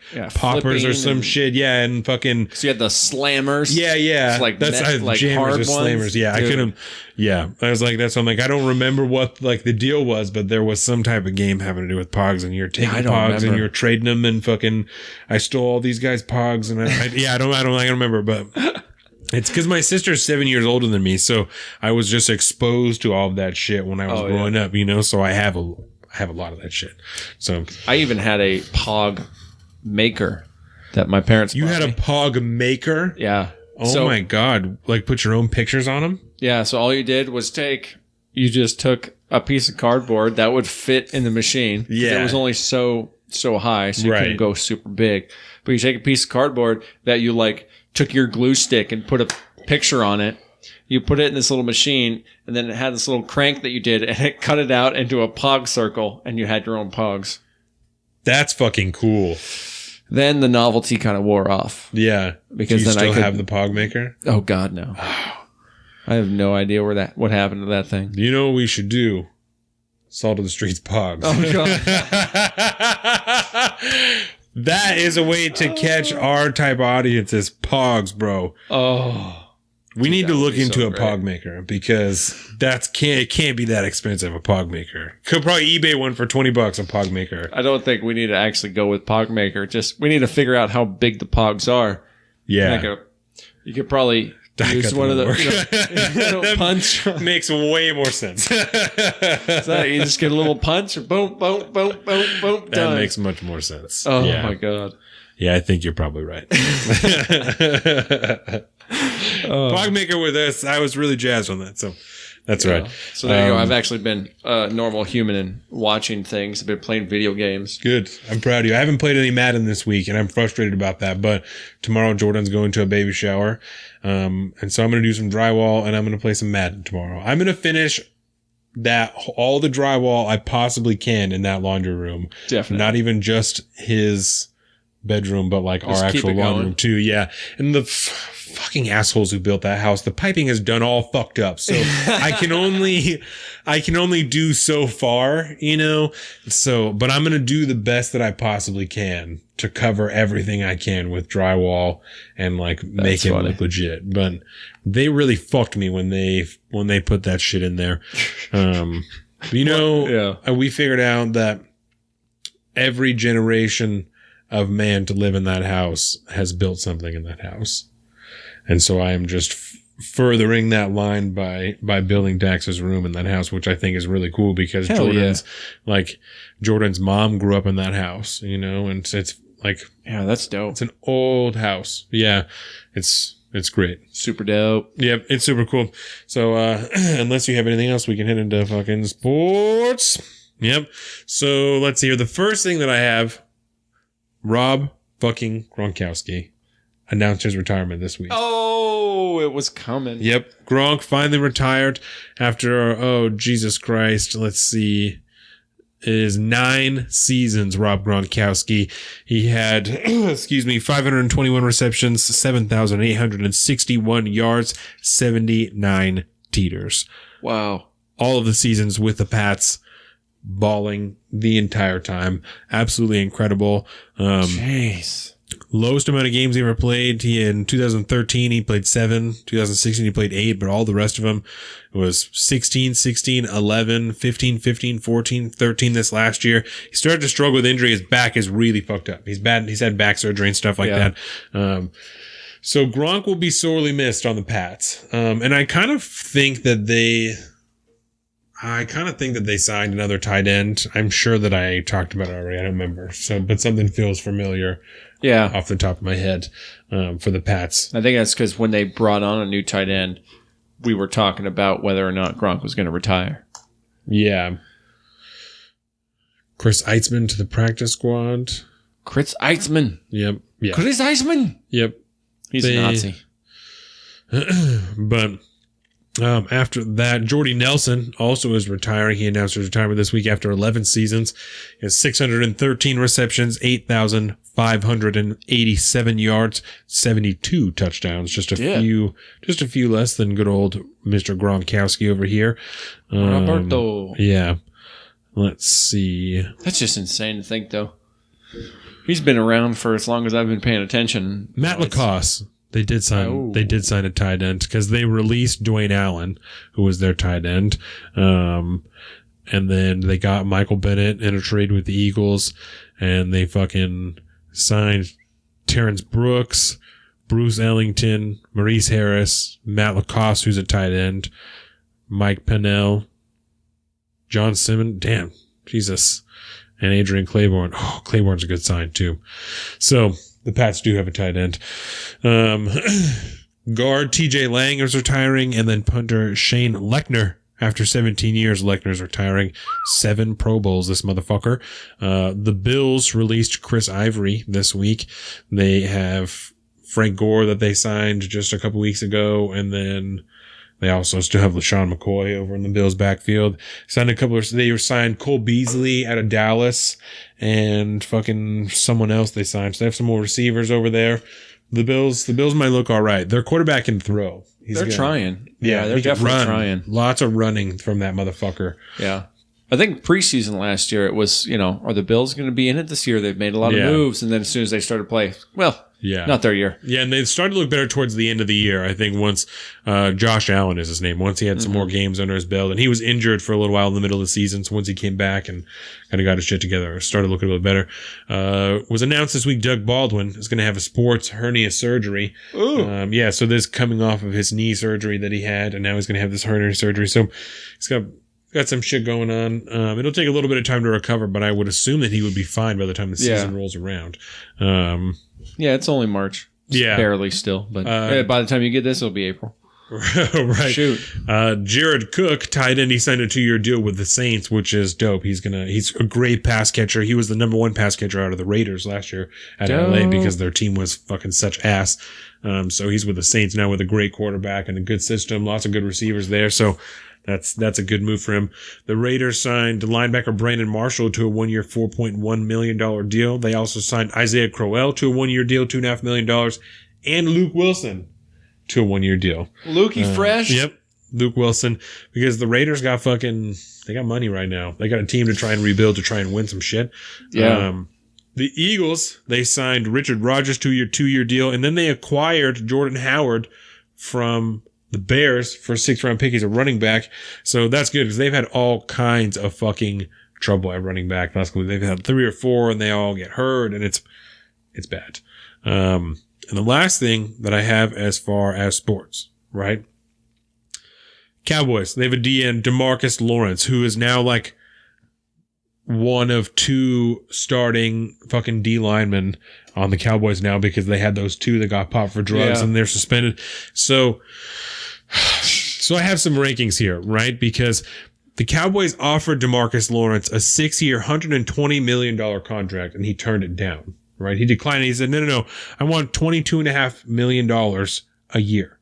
That's how much money I want, right? Is $22.5 million a year. So Aaron Donald, right, who is a D end for the Rams, he is, I believe, still currently the highest paid defensive player, right? Last year, he had 41 sacks, 41 tackles, 20 and a half sacks, right? Was the number one ranked D end in the league, right? Above JJ Watt, above fucking Frank Clark, who balled out for us, right? Wow. So all the way down here at number 17 is DeMarcus Lawrence. But no, right? I need the money. Yep. So DeMarcus Lawrence, we'll just go ahead and we'll click on DeMarcus Lawrence, right? So last year, oh shit, looks like he even played 16 games. Oh damn, he started 15 games. But what's that? There's a 10 sack difference between him and fucking Aaron Donald. But you want to make the same amount of money as Aaron Donald is what the fuck you're saying to me? That's what you're saying? Is you want to make the same money as Aaron Donald? Yeah. Fuck off, dog. Please explain to me why. What the fuck? Yeah, that's just ridiculous, man. I'm not about that. And I understand there is certainly validity to the argument that he's going to have to carry more weight on the line now that those two other guys are gone. But that's not worth a 10 sack difference, bro. A fucking, that's ridiculous. I'm sorry, dude. You were on the B squad. Now you got to take over. Yeah. Okay. This is just the thing. You know, you can get some more and money. I mean, like I said, he started 15 games. He's by all means, the starter on that team, but he's not fucking the number one DN in the league. And $22.5 million is DN money. Like, that's crazy. I can't imagine how he's just trying to just bump it up. That's ridiculous. We all need more money. Yep. He's just arguing because that's where the market is. And there's at least one team that, I don't know, that might consider paying him, but I don't see how you can even argue that he's worth that much money.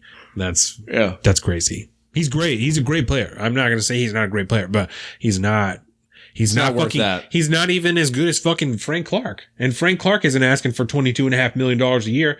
Like he supposedly isn't happy with 17, but he's not asking for 22. Yeah. Like that's fucking crazy. That's absurd. That's absurd. I can't with you, fucking DeMarcus Lawrence. Get out of me, bro. Yeah. So that's all I have for sports this week. So we can get the fuck out of here if you're ready for that. That dude that just seems so petty. So stupid, petty. Bro. Stupid as shit. So he can just be like, well, that's what the market dictates. Yeah. I mean, it's like that's where the market's at. If your stats reflected that, but you don't have the skills to pay the bills in this case. Yeah. Yeah. Anyways, yeah. It's bullshit. So what do you got for me? Is it extra special with yum yum sauce on it? Let's see here. That's what I'm trying to... You want something delicious, man. You know what? It's time to stop eating your crow, start drinking your crow, everybody. It's a good idea.